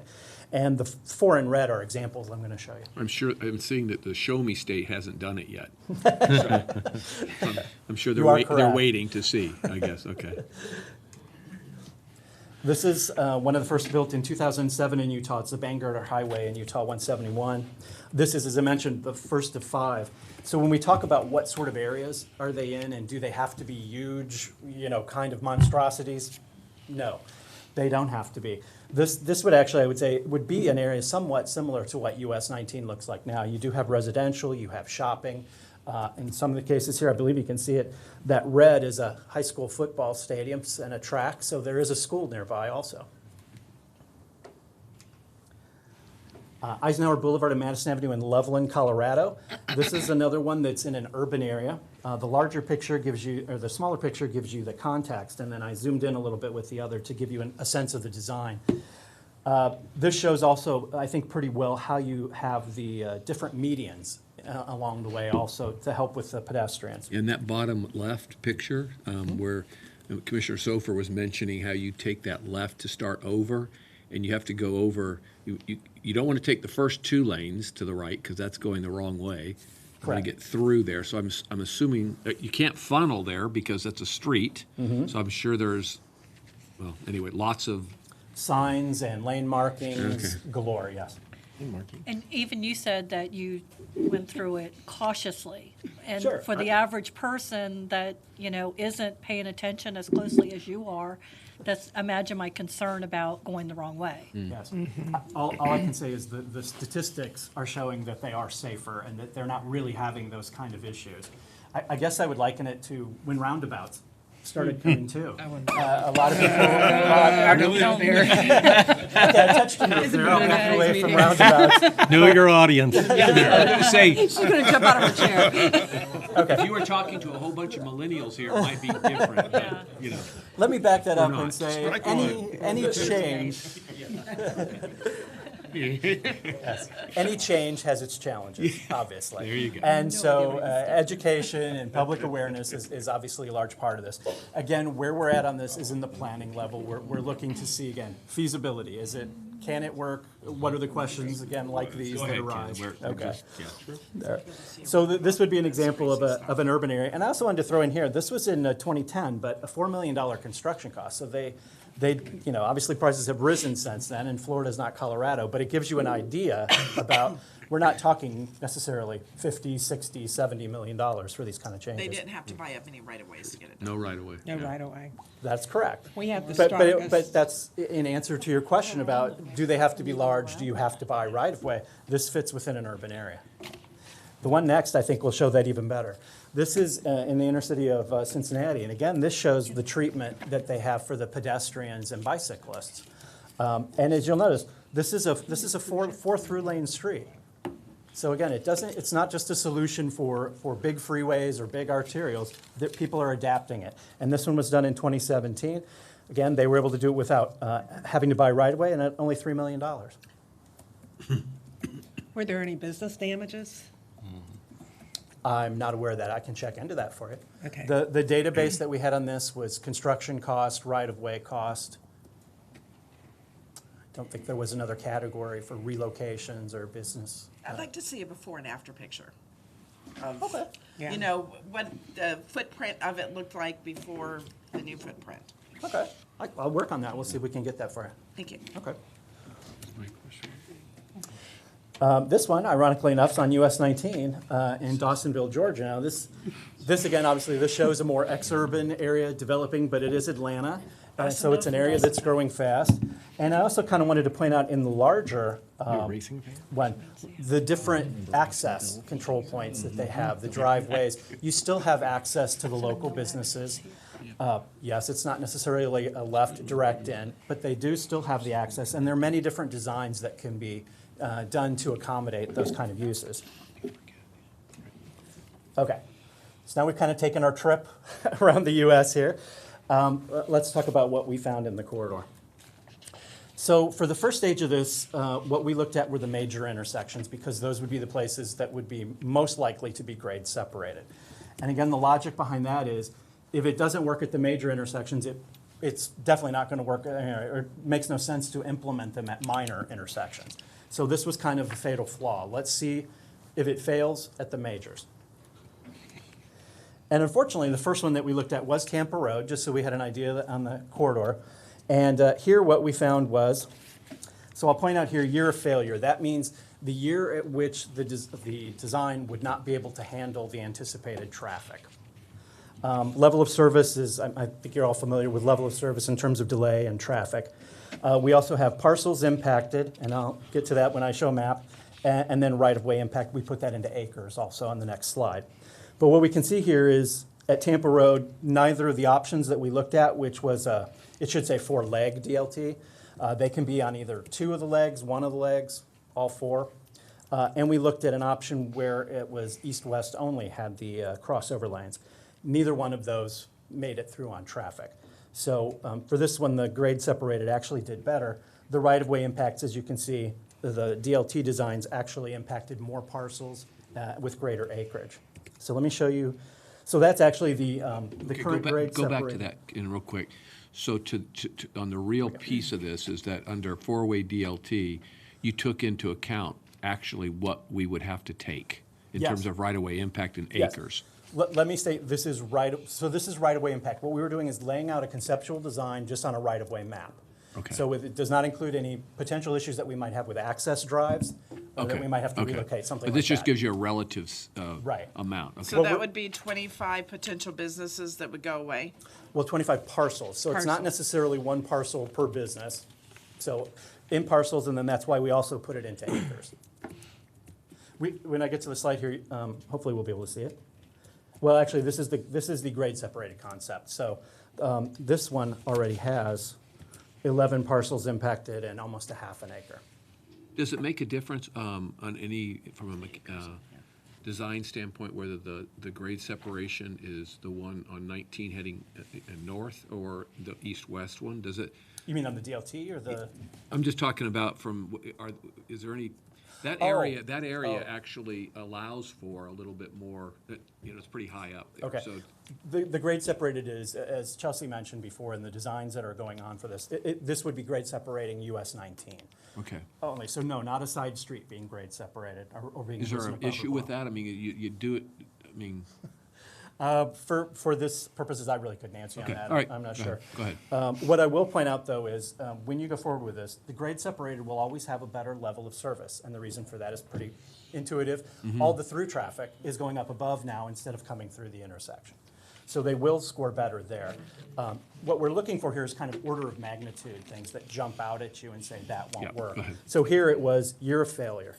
We knew it wouldn't be able to handle the traffic. So this is the current design, and so we could not do better than what this one was in terms of the traffic and the analysis. So that one at Tampa Road, right now would be a grade separated. Would stay as a grade separation, right? So then moving on to Alderman. So here, what we found was that a north-south DLT had a pretty good level of service. It was comparable, if not, the same. The year of failure was, year of failure 2040, so they operated about the same through the traffic. And as you can see, the parcels impacted and the acreage were about the same. There's my little animation. Okay. So this is the concept that we came up with for part of this study. So at the arrows, you can see where the crossovers would be, and as I mentioned, those would be signalized. The green lines that you're seeing are the parcel lines. Where you would see red would be the places that we would need to have additional right-of-way because of, in this case, you've got right turn lanes that you've expanded, you've brought over. As you can see, those are really pretty slight. On the through, I think you can see, we only have a couple of places where there's sort of minor takes. So in this one, I'm not really seeing the need for businesses to be taken out, but access could change. That's an obvious possibility. Moving on up to Klosterman, there what we found was an eastbound DLT type design worked better for us. It's again, your failure, we're doing well with the traffic there. And the difference here would be that we actually impacted fewer parcels and had less impact in terms of acreage. So here would be the concept that was developed for that. Again, the yellow arrow shows the crossover. That would be signalized. It would require the east leg there to be a right in, right out. And so what would happen, it's off the screen to either side at the top and the bottom. Folks there would turn right and then would need to make a U-turn to either go back down to the south or back to the west. Yeah, it's that one there where you're turning left onto Klosterman where I'm like, okay, now I'm going from the U.S. to England. Now I'm going to be on the left side of the road for a little bit instead of making a little wider turn and ending up on the wrong side of the road. Correct. So I guess we get used to that. Correct. And again, these are not final designs, but you can again see we have medians in between all the different flows that are moving in different directions. So it isn't just a yellow line that's separating people going opposite directions. At Tarpon Avenue. This one's a little problematic for us, and I'll get into that. What we found here was that an east-west worked better than to try to have it on all four legs. But as you can see, we don't quite make with the year of failure. We're getting close to the 2040, but kind of no dice there. And we also do impact more right-of-way and more parcels. So let me show you this one and why it's a problem. As you're well aware here to the west, we've got the Walmart and the Publix there. Their access point is almost exactly where it would be optimal for us to do the crossover. So this one is a little problematic, and it is one that we want to look at in a little bit more detail. We think there might be ways that we could maybe make this work, but that is an issue. Okay. So point that out there. But again, you can see we've got medians, we've got crossovers, and again, those would be signalized. We have the pedestrian treatments in the center.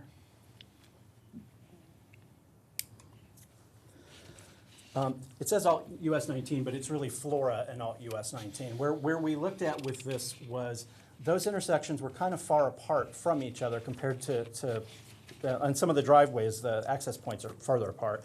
So we kind of treated this as sort of a short corridor chunk out of this. And this is why I talked about the R cut and that it might not be, the restricted may not be US 19.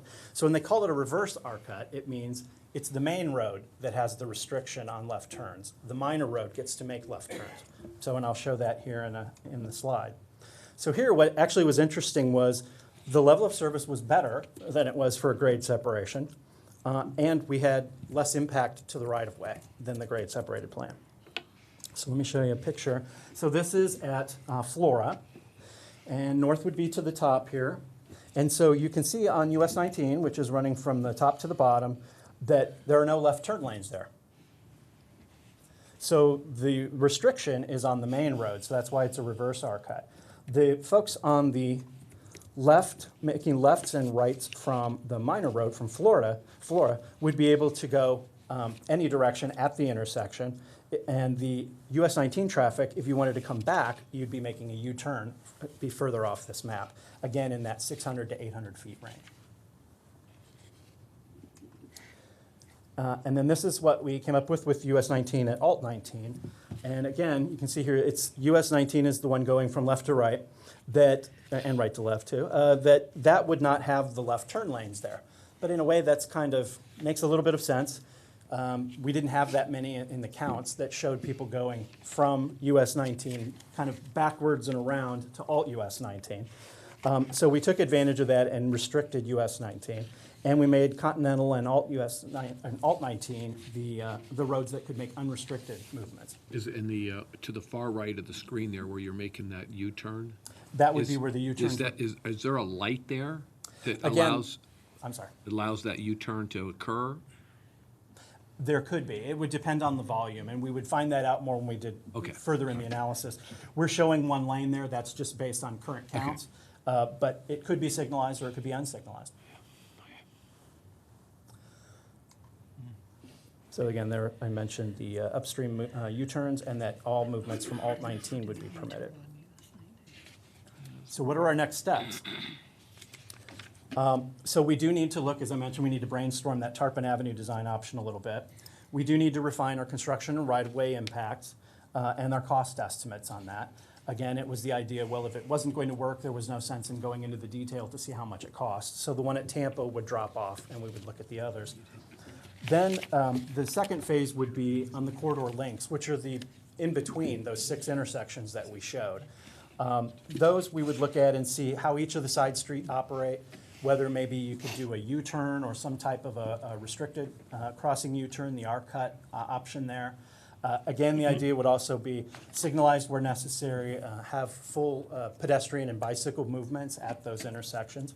So we would also then look at those, come up with concepts, and analyze the operations and the impacts, and then develop construction and right-of-way costs from those. Okay, well, one thing real quickly. I mean, I think obviously getting this out sooner, like we're kind of chewing it for the first time. The sooner we get folks, you know, getting used to even the idea of getting used to the idea, yes. I think would be a good thing. So that's all. It may be a few years out, and so I think of it like I don't want to go down that road. Let me just get two input.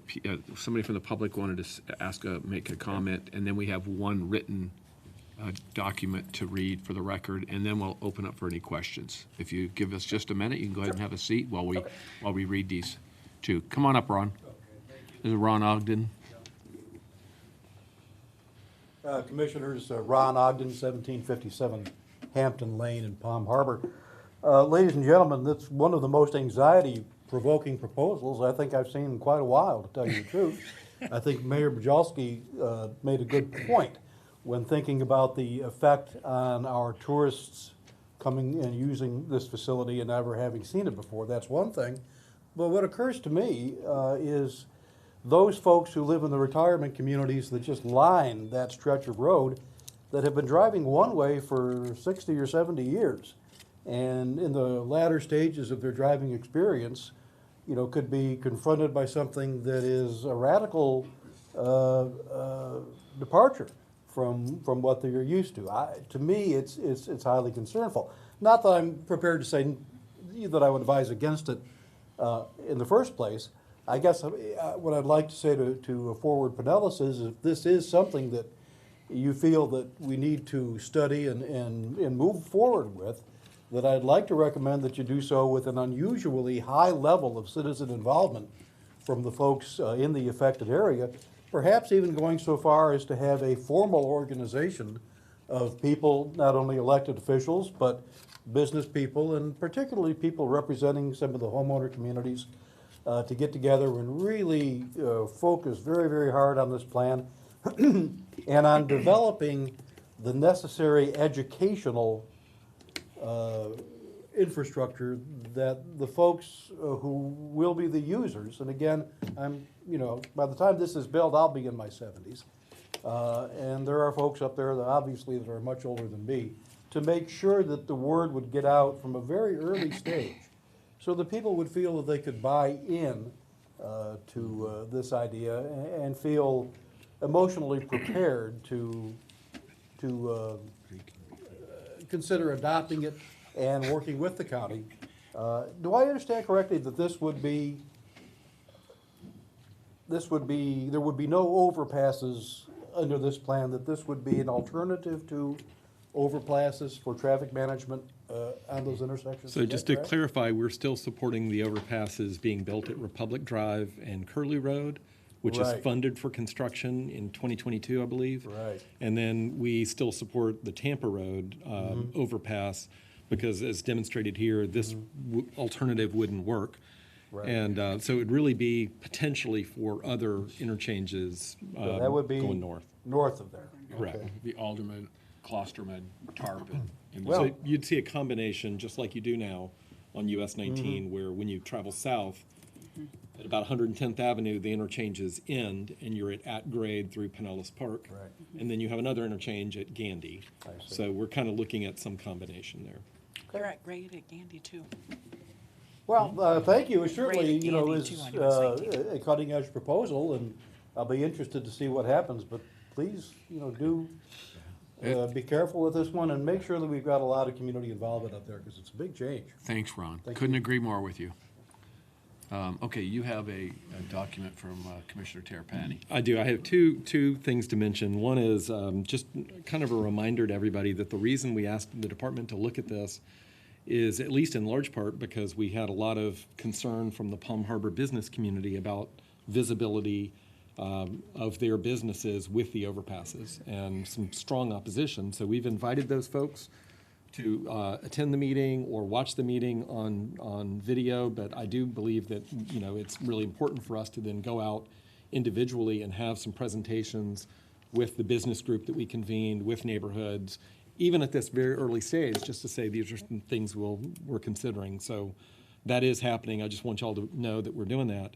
Second thing I want to mention is yesterday, Secretary Gwen and I met with some property owners at the Republic Drive location north of 580 who were concerned about the underpass that DOT is designing as part of the interchange project from Republic Drive through Curlew Road. And they were very concerned about the visibility impacts of a much smaller overpass of a pedestrian underpass at that location. Secretary, you did a great job, I think, addressing their concerns, and the department is going to bring back some drive-through examples of what it looks like from the road and from the businesses so that they can see that. But, you know, that does continue to be a recurring theme with the overpasses and has been something we've noted south of this area where the overpasses have been built, and the land uses have changed as a result of that. So I would like to read into the record an email and a letter I received this morning from Commissioner Terrapini of Tarpon Springs. He says, I want to extend my apologies for an unexpected absence at today's meeting and would request that this letter be provided to all the board members. We'll share this with you. My hope in attending the meeting was to have an opportunity to hear the presentation from DOT and provide constructive feedback on the US 19 interchanges, design alternatives. I believe the entire community will be relieved to know the elevated interchanges are no longer being considered, which is not true. And I fully support this revision and the creative scenarios presented. After reviewing the backup materials on this item, I see there are a variety of scenarios for the intersections from Tampa Road North to the intersection of US 19 and alternate US 19. I would like to invite a representative from FDOT to give this presentation to the entire Board of Commissioners, including the broader Tarpon Springs community. At this meeting, it would be my hope that the City Commission as a whole will provide consensus on the community's desired intersection improvements from Klosterman Road North to US 19 and alternate US 19. So I just felt compelled to share that. We'll make sure you all have a copy of the email. Okay, thank you. Okay, Ken, come on back. I mean, I'm sure there'll be a couple of questions. Commissioner Seal? The first question I would like to ask is, of the different locations that you showed us today, what are their volumes of traffic counts? And because you define them as arterial roads, Yes.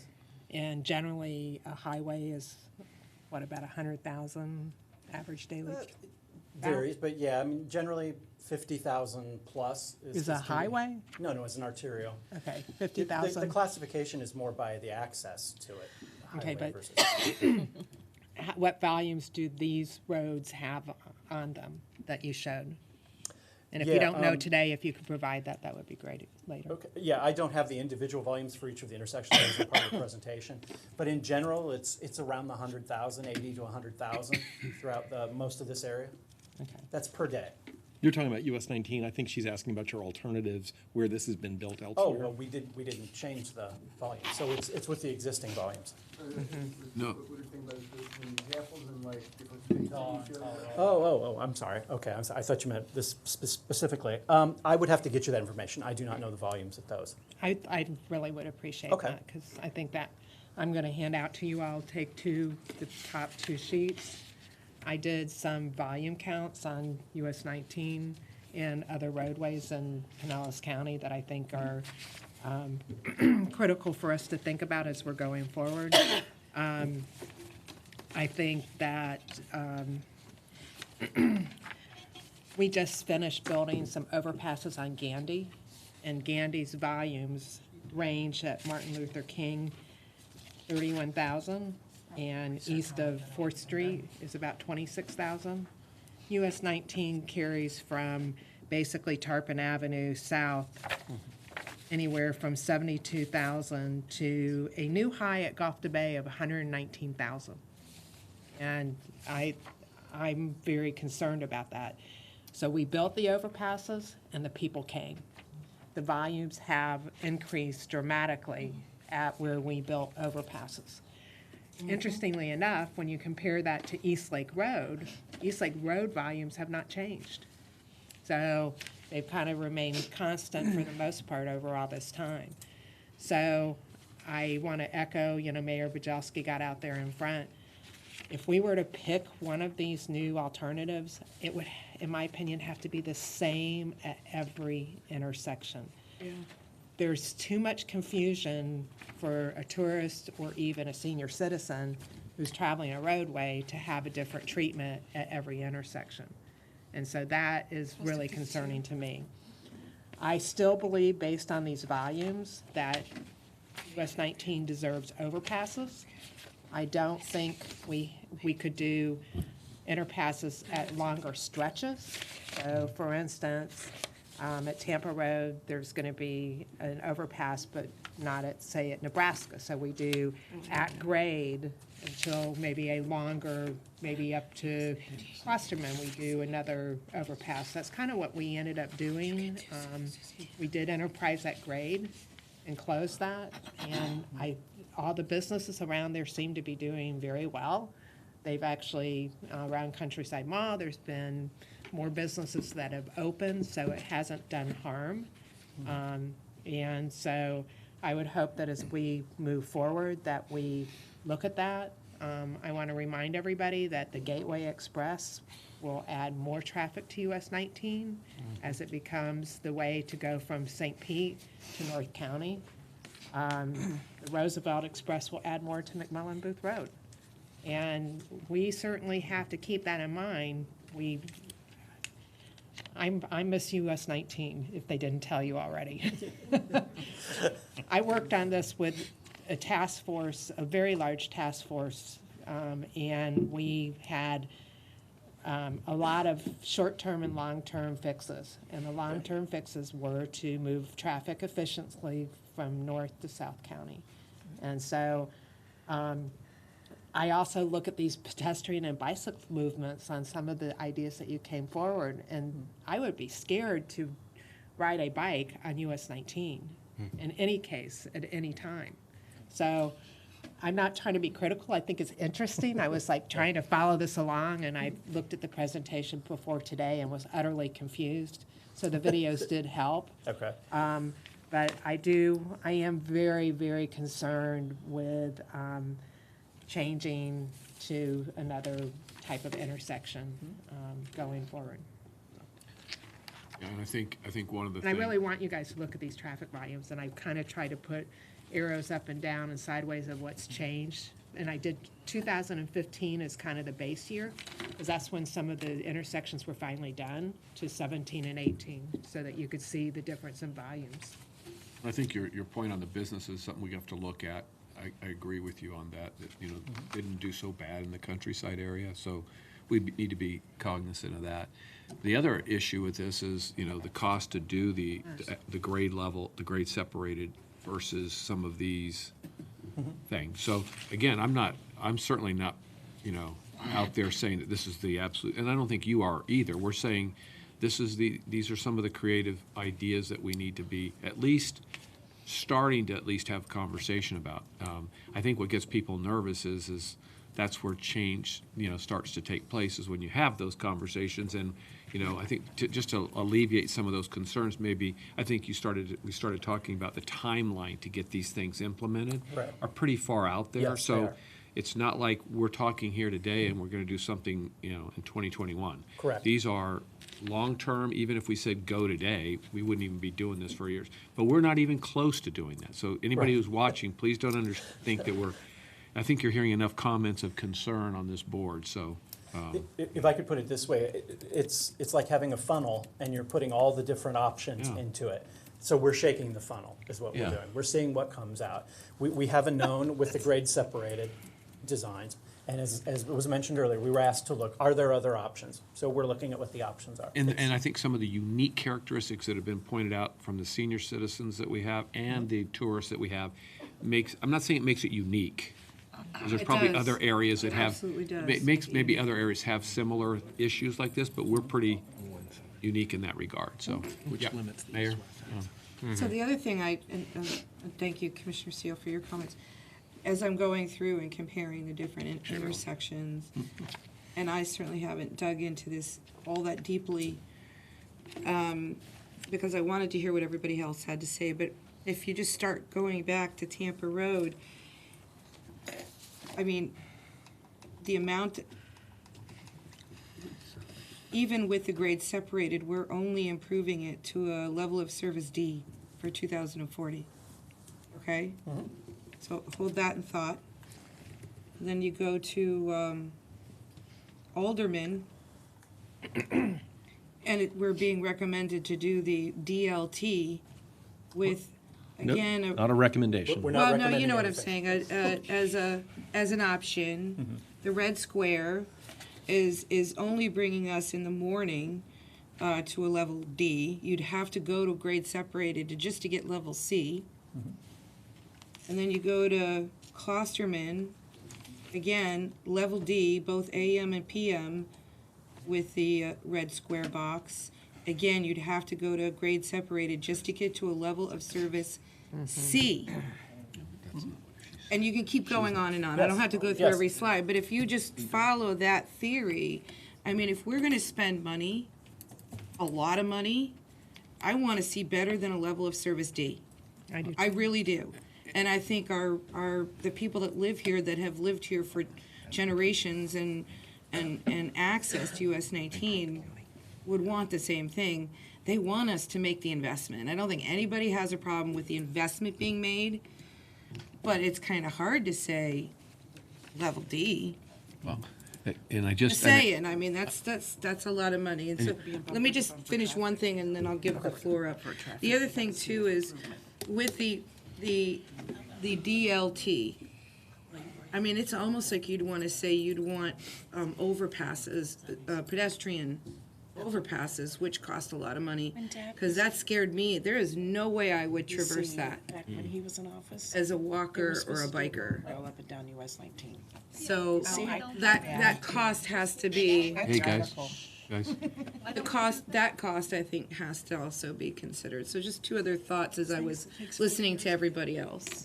Okay. And I would just say one thing real quickly, and I get, again, I think the idea is to get these ideas out there for discussion and starting to, but I do think that we need to be talking about kind of a cost benefit to going from a level F to a level D, and a level D to a level C, because, I mean, I don't really know what that is. I would imagine that going from a D to a C is a few bucks. So you're talking about some real issues with, and I'm not saying that, cost is the big motivator here, but I just think we just need to keep the idea was to try to give some flexibility to businesses and to look at some cost-saving opportunities. So that's kind of the impetus to get this conversation just beginning. That's just for that, so Can go I ahead. respond to both points there? So with the level of service, as I pointed out earlier, grade separated will always be better with a level of service because you're taking the through traffic out of the mix on the intersection. But this is still level of service C with the intersection down below, like at the intersections you have now. That's 2040 traffic. 2045 traffic will be more than 2040. 2050 traffic will be higher than 2045. So that's not a guarantee that it's going to stay C. On the costs, in general, what we were finding is the cost premium for the grade separation was 5 to 10 times higher than for at-grade treatment, like a DLT or an RPET. So again, the idea isn't that this is your fix-all forever. As we pointed out, sometimes they didn't get to the 2040 traffic. The idea is, is there something we can do shorter term that might handle more traffic, a different design? So again, we're not proposing never to do grade separations. We're Can we not never get any promising to ever, do it just grade separated. We're looking at options. So we'll have more cost details as we continue this. Dave, I'm sorry, can I ask one more question since you explained? Well, and then how do you, again, for the future, not for today, but, over the years, we've talked about, several options of rapid transit, bus rapid transit, we've talked light rail on US 19, we've talked those different kinds of things, in the future. How does all of this affect that? I would actually say if you have an at-grade facility, you actually have more flexibility with transit design, especially say median running BRTs. If you have an elevated, obviously you can't do median running. You're putting things off to the side. Right. So that's something that actually was brought up at the Tech Review Committee too. They asked about what impact this would have on transit, and we said that's something that we do need to look forward to moving forward on this. So, but I would say in general, at-grade is more flexible for transit. So through as you go further on into your analysis, I absolutely think we need to be considering some type of rapid transit, whatever form it comes in, as far as a lane or something else. If you're going to look at this, and you're going to look at the right-of-way, and you're going to look at all we've got to include transit in that mix. Thank you. Mayor Bradbury. One thing that if we see this again, I would like to see, like with this one as an example, there's no example of an R-cut. So we're not comparing at each intersection apples to apples. We're comparing a fruit bowl, to, each one. So we're not able to differentiate why the R-cut, as an example, would not work at Klosterman, Right. but you feel that, Right. The DLT does. Yeah. Let me answer that question for you. And I look at the R-cut as the one that is the most beneficial for everybody. It keeps it at grade, it keeps the traffic moving and everything. So when we only see this one for this one and this one for this one, we're not seeing the whole picture. Okay. It was part of, when I originally did the presentation, it was 20 slides. When we added some more in, and I was afraid I was going to get to 60 slides by the time I added all the data in. But the reason different DLTs were shown here, we have a software program that runs through all of the different innovative intersection designs and grades them. So these are the innovative designs that came out on top within the innovative design options. Could you send us a video on the reverse R-cut? Yes, or if you've been to the Virginia DOT website, they have videos on all the different innovative intersection designs. Yes. Unfortunately. Are you from Virginia? Is that the reason why we're looking? No, ma'am. No, ma'am. I'm not. I've been on their site recently. In our own benefit, we did have some videos from FDOT, but they were like 9-10 minutes long, and I didn't want to take up more of your time. So. Ken, I think for today that we've done pretty good. We're already at about 45 minutes. Yeah. So, we can get a copy of this presentation yes. through. Yes, you should. I believe it's already been. We should have this already. With the Everything we need. videos. I'll be happy to get you the links for the videos. With the videos. Okay. Well, let me just say, it's hard to include it in the PowerPoint. It makes it like a 50, 60 gigabyte file is the problem. So Well, maybe you could send them separately. well, we can send the link, and then you should be able through your That'd be network fine, to be just able. that. Yes, We'll make sure we can you do have that. all the information Yeah. presented here. And I want to just emphasize, Ken, thank you very much. This is a start of a conversation. Clearly, y'all have brought up a lot of issues and things we need to think about. But, just the discussion of transit and the discussion of right-of-way and what works. I mean, there's a zero-sum game when you start dealing with transportation. And if you favor one mode, you're not going to get much out of the other mode.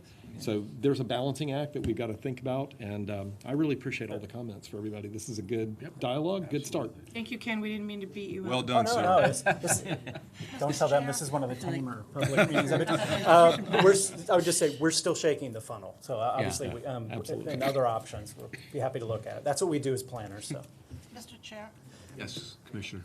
Yeah, I've been very quiet, but I feel compelled to say, we can't keep on doing what we've always been doing, though.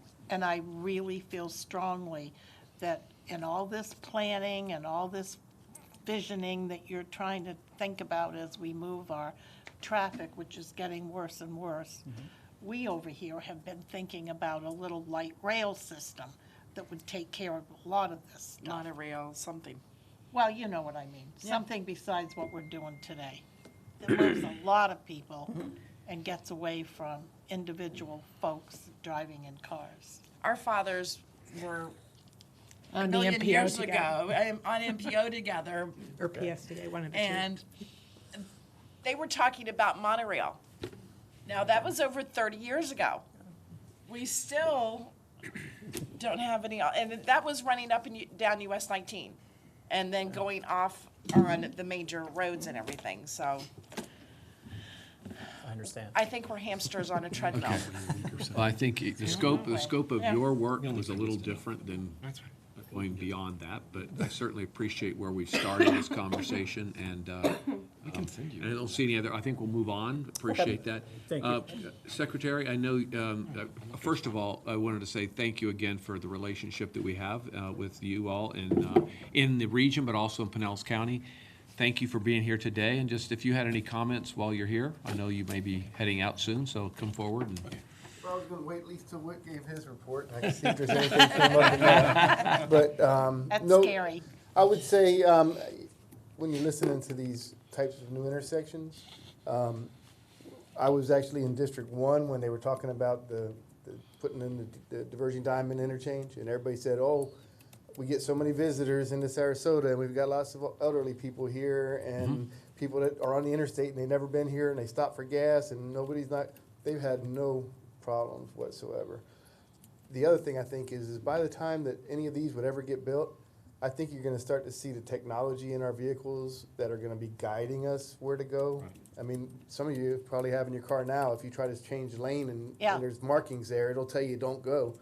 All that stuff, it'll work itself. A lot of these intersections are already in the planning stages in other districts, so I think you're gonna see them popping up. We have 3 diverging diamond interchanges in our district right now under design. So I wouldn't be, I'd focus more on if it would work with the traffic than I would about will people be able to figure out how to use it. But that was the one thing. The other thing is, I know, I don't know if you were gonna mention about the RFBs. I am. Yeah. But that is something we're concerned about, and we're working with Senator Perry and Representative Fine. I know what y'all have sent some things up there too, so, but we're trying real hard to get them to loosen up a little bit on what they're asking for, so. Yeah, we're going to have that conversation. I know you can, I'd love for you to stay, but and we're going to talk about that under the legislative update here, so. Secretary, where are the 3 divergent diamonds being planned for In the now? district, right now, we have one that's actually under construction, State Road 56 and I-75, that's up in Wesley Chapel. Yeah. This year, we're It's a gonna mess. be advertising for design build construction of one at I-75 and Martin Luther King Jr. Boulevard over in towards Brandon, just south of I-4. And we're also designing one that's part of the West Shore interchange that's gonna be the Rio Street and 275 interchange right there. When you get off the bridge on the Hillsborough side, you'll have an interchange there that'll be a diverging diamond. Okay, thank you. Anything else while you have the secretary? Okay. Thank you, Dave. Thank you for everything you're doing. Yeah. We appreciate you. Okay, we'll head right into the spotlight in kind of in an accelerating fashion here. Okay, I'll go quickly, but we're in good shape. I knew that would take a little bit of time. Thank you. I just want to highlight a couple of projects under Spotlight. One is for the Dunedin Causeway. We are proposing a transportation systems management and operations pilot project. You may have heard the acronym TISMO, or maybe not, hopefully not. Hopefully I don't ever hear it again, but we will. It's the latest buzzword in DOT, but it's basically getting the most out of the system that you have today, managing your incidents effectively, giving information to motorists. And we've been coordinating a multi-agency partnership between the Department of Environmental Protection, the Florida Department of Transportation, the City of Dunedin, and Pinellas County to implement some of the traffic analysis recommendations that we've made by studying the corridor and by working with Mayor Bajowski and her staff. The idea would be to have a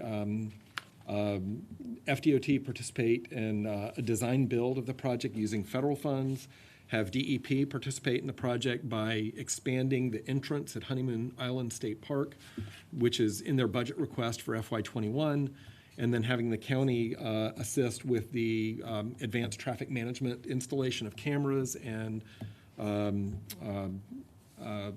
signage and other kind of information for people so that traffic flow is improved into and out of the park and along the causeway. Safety is improved at the crossings and at Alt 19 in the intersection. And we've got a few things we've got to negotiate. If we use federal money, we can't really talk about the park and have to keep that out of the conversation. But we know what we're doing and we know what we're talking about. And then the county is looking at right-of-way impacts and things like that. But it's a good partnership. I think the goal would be to bring a package to the central office to see what they can do to help kind of pull things together if there's a little bit of additional money that's needed. So stay tuned on that, but I'm encouraged by our early conversations. And thank you, Mayor, for getting that set up. Thank you. For the Gateway Master Plan, I wanted to let everybody know that we have a draft final report. And we are scheduling meetings with all the planning directors and city managers if they're interested for Largo, Pinellas Park, St. Pete, and the county to talk about what the memorandum of agreement for the Gateway Master Plan will be. We are not asking people to adopt the plan. We're asking people to adopt the memorandum of agreement around guiding principles and then have a mechanism for the staff to come back and talk about what they're implementing with regard to the guiding principles. So that'll be happening this spring. The last thing I'll mention is just following on US 19 corridor. I mentioned the meeting we had yesterday, which again I thought was productive. We are continuing to work on the 34th Street South lane conversion project, lane repurposing, and that is one of our investment corridors for transit. And I feel pretty good about that one. Moving forward, we'll have some more information for you shortly on that. And then the Gandy Boulevard and US 19 interchange, Commissioner Seal, I've conveyed your comments to DOT.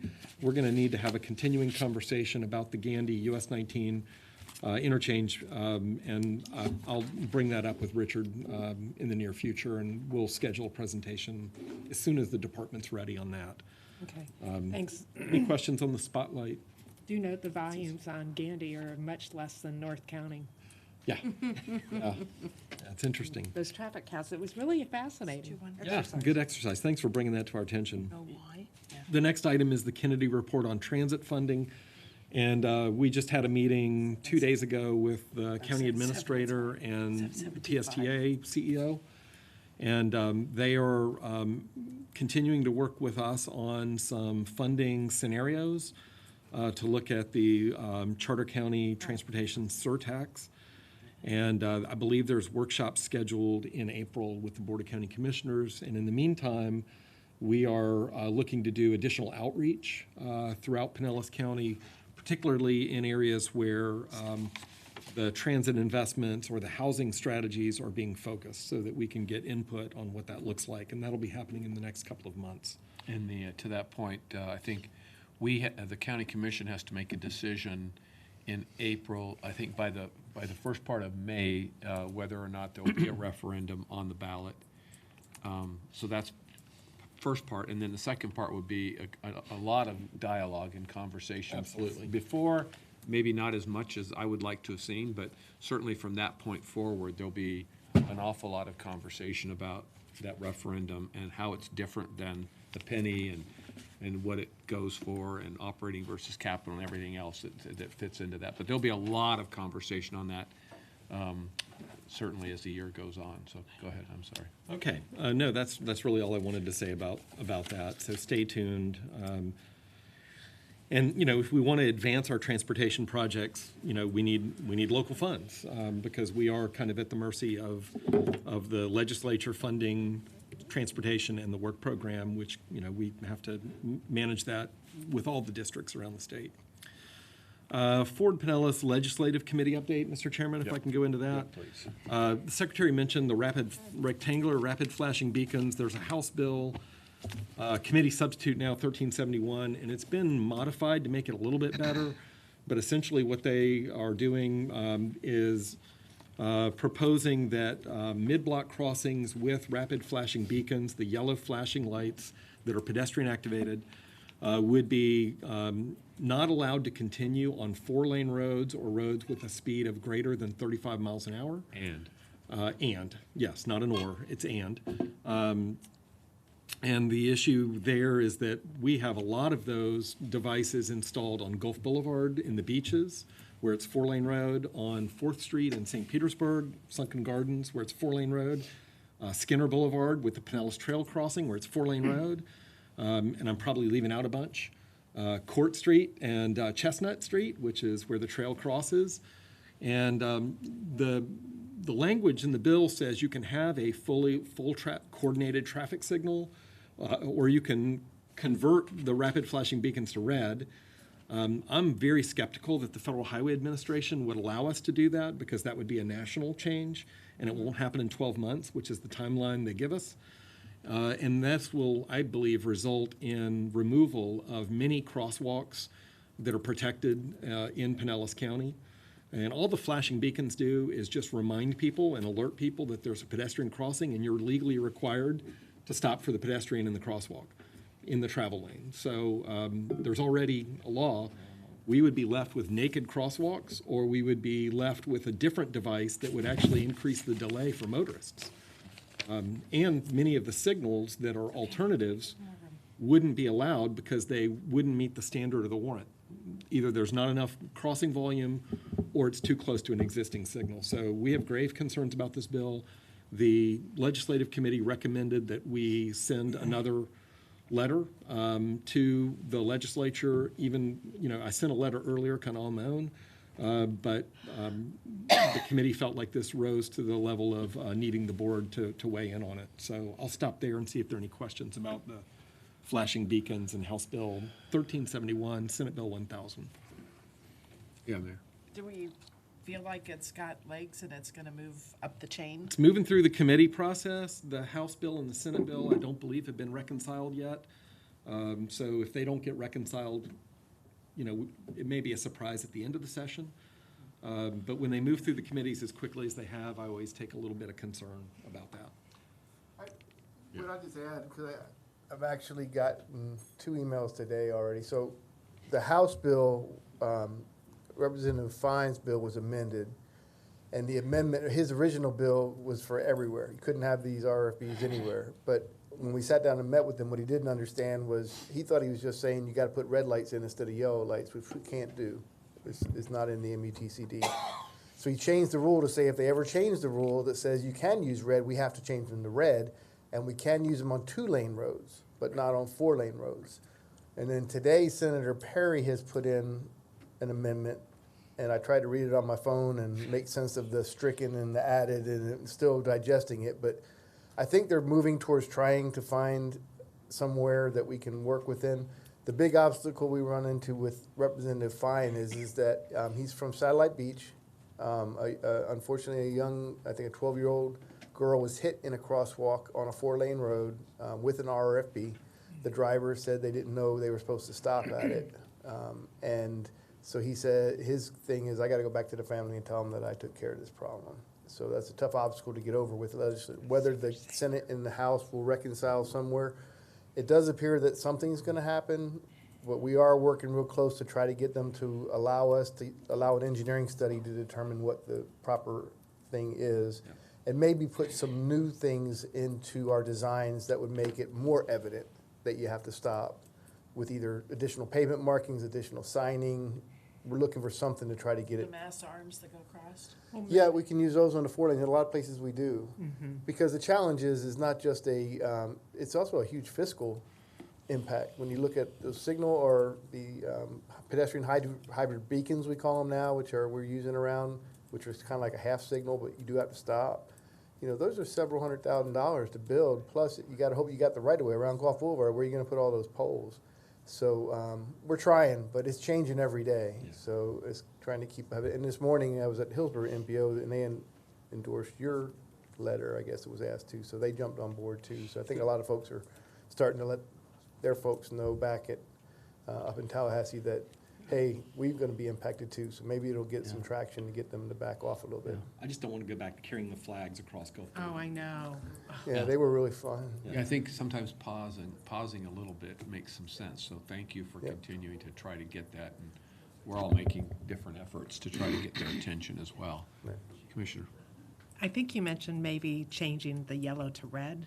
I think in that in itself, everybody That in always itself, associates flashing red red. with, flashing red with, I have to stop. And that would be the Exactly easiest right. solution of all, but, To oh me, my that- gosh, they've I been agree. so great in this county to have, and thanks for Yeah. St. Pete for being the leader and trying it. It's made such a difference for pedestrian and bicyclist safety, so. I would agree with you. First time I saw them, I thought, wow, it'd be nice if they're red. For some reason, Federal Highway Administration has really resisted trying to make them red. And so, but we keep talking to them, let's do a pilot project, let's try. But so far, they've been stuck on, because you don't actually have to stop if the person's not in the crosswalk. You're supposed to slow down, stop if they're in the crosswalk, and then proceed. They view if it's red, it means you stop, and how long do you stop till it stops? But I would agree, the red, I think, would give people a better idea of I need to stop. Red means stop. Everybody knows that. Internationally, stop on a Exactly. red light.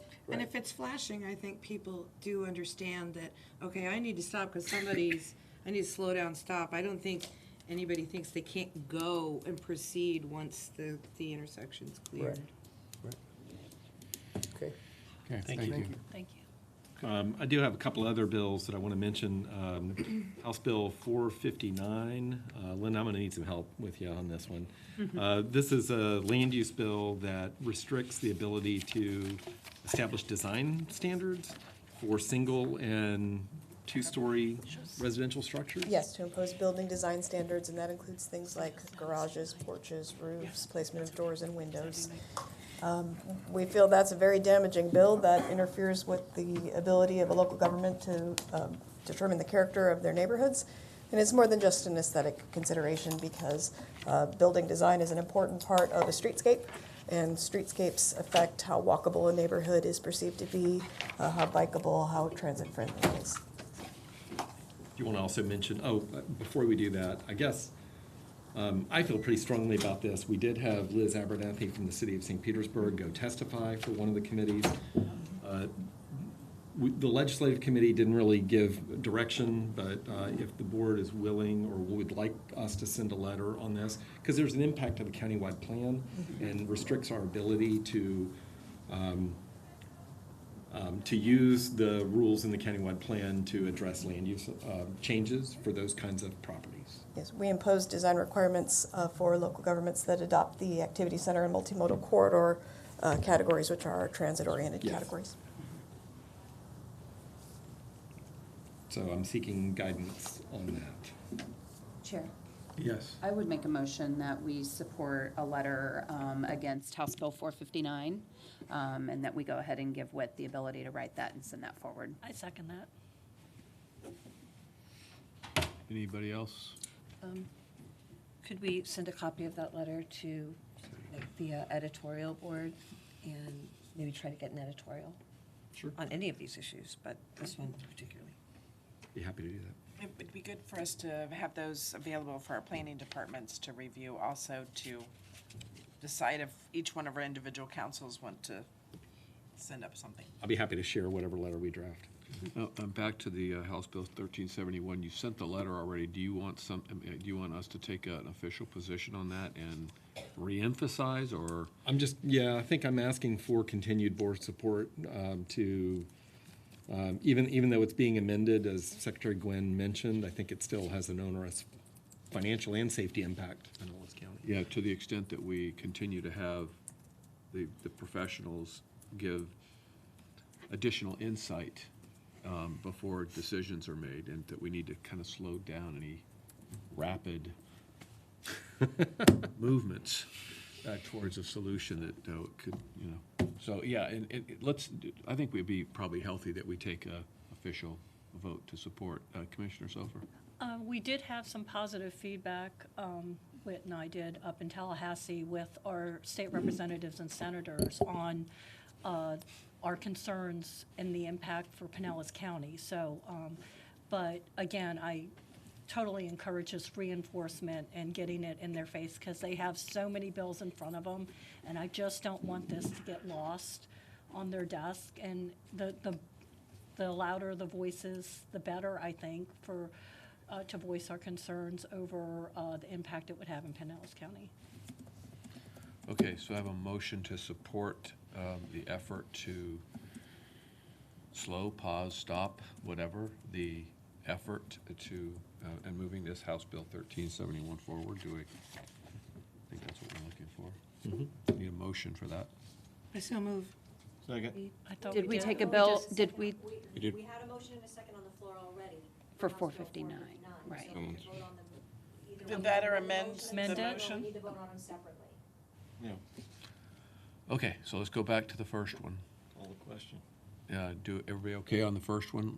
Let's call the question. All in favor of the House Bill 459 effort, say aye. Aye. Any opposed? Okay, motion carries unanimously. Now, back to Motion. House Bill 1371. Had a motion by Commissioner Bujalski, second by Councilmember Albritton. Any other comments or questions? Okay, all in favor, say aye. Aye. Any opposed? Motion carries unanimously. Okay. Finally, we have one other bill that we're tracking. It's House Bill 519. And this is a property rights bill that, Chelsea, I'm going to need some assistance from you. I'm worn out. Can I admit that? We have, this is a takings legislation. And It's called the Burt Harris. It has to do with Burt Harris Act, Right. so. She was going to explain Burt Takings Harris. light. Yeah, so the bill does two main things. One, amends the Burt Harris Act, and two, amends the Land Use and Environmental Dispute Resolution Act. In regard to the Burt Harris Act, just a one-sentence summary is that it is a claim of action that allows property owners who feel that they've been inordinately burdened, is the term there, by local government action to bring forth a claim. In other words, if they feel that their reasonable investment-backed expectations to the property have been disproportionately impacted by a local government action. So what the bill does is creates a presumption for similarly situated properties. So if a property owner brings a lawsuit and is successful or settles in regard to their property, finding that it's been inordinately burdened, or a settlement in lieu, then whatever similarly situated means that those properties are presumed to also be inordinately burdened and thus entitled to an equivalent settlement. So that is problematic in that nobody knows what similarly situated means, especially when you're talking about property that's in its very nature is unique. So that could definitely open the door to a lot of litigation and unnecessary settlements and things like that. What it also does is increases the ability, or increases the fees that a government has to pay, specifically business damages and attorney's fees, and then lowers attorney's fees for the property owner. And also, currently in the act, there's a prohibition on business damages. And this act, this bill, takes that out so that the government would then also have to pay business damages as part of a claim. And then just some nitpicky notification requirements that just makes it administratively burdensome for the government. And so in regard to the Land Use and Environmental Dispute Resolution Act, basically what that act is right now is a way to go through like a mediation process with the special magistrate in regard to quasi-judicial decisions, development orders to be specific. This act will add to that comprehensive plan amendments, such as the land use map amendments that come before you into this process.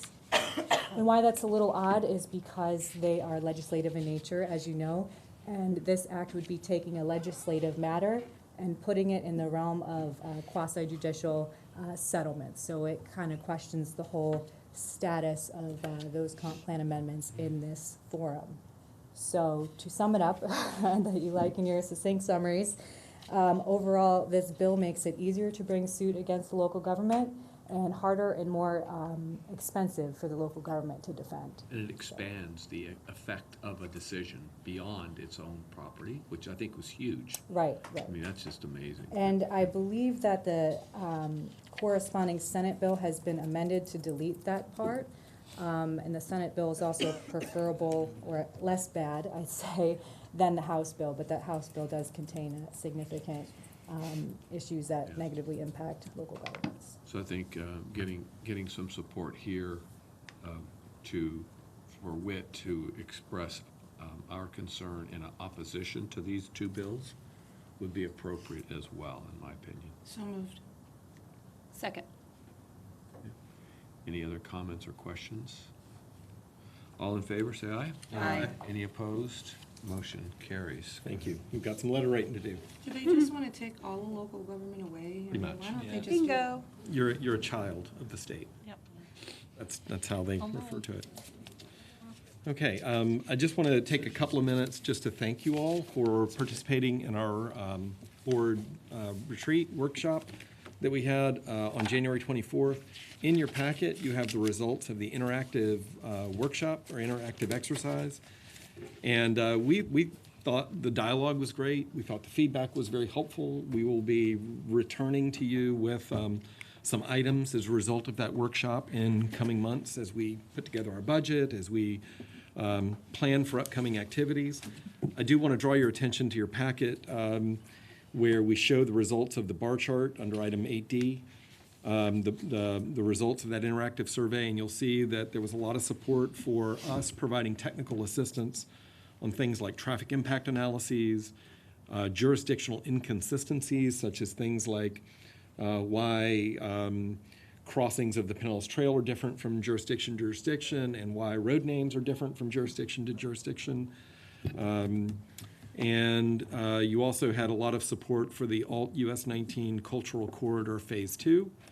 And a few other items, but technical assistance and these special project initiatives continue to provide a lot of support. And I appreciate the feedback on all this. And I just wanted to see if there was any questions from the board about the workshop. Any questions before we, okay, nope. And that is pretty much what I had under director's report. Mr. Chairman, I'll let you cover the upcoming informational items and upcoming events. Any, if you go through that, I think we continue to make sure that everybody is well aware of, you need to get out? I mean, I was trying. Somebody get out. Not happening. I know, right? Once you're here, you cannot leave. They're locking us in.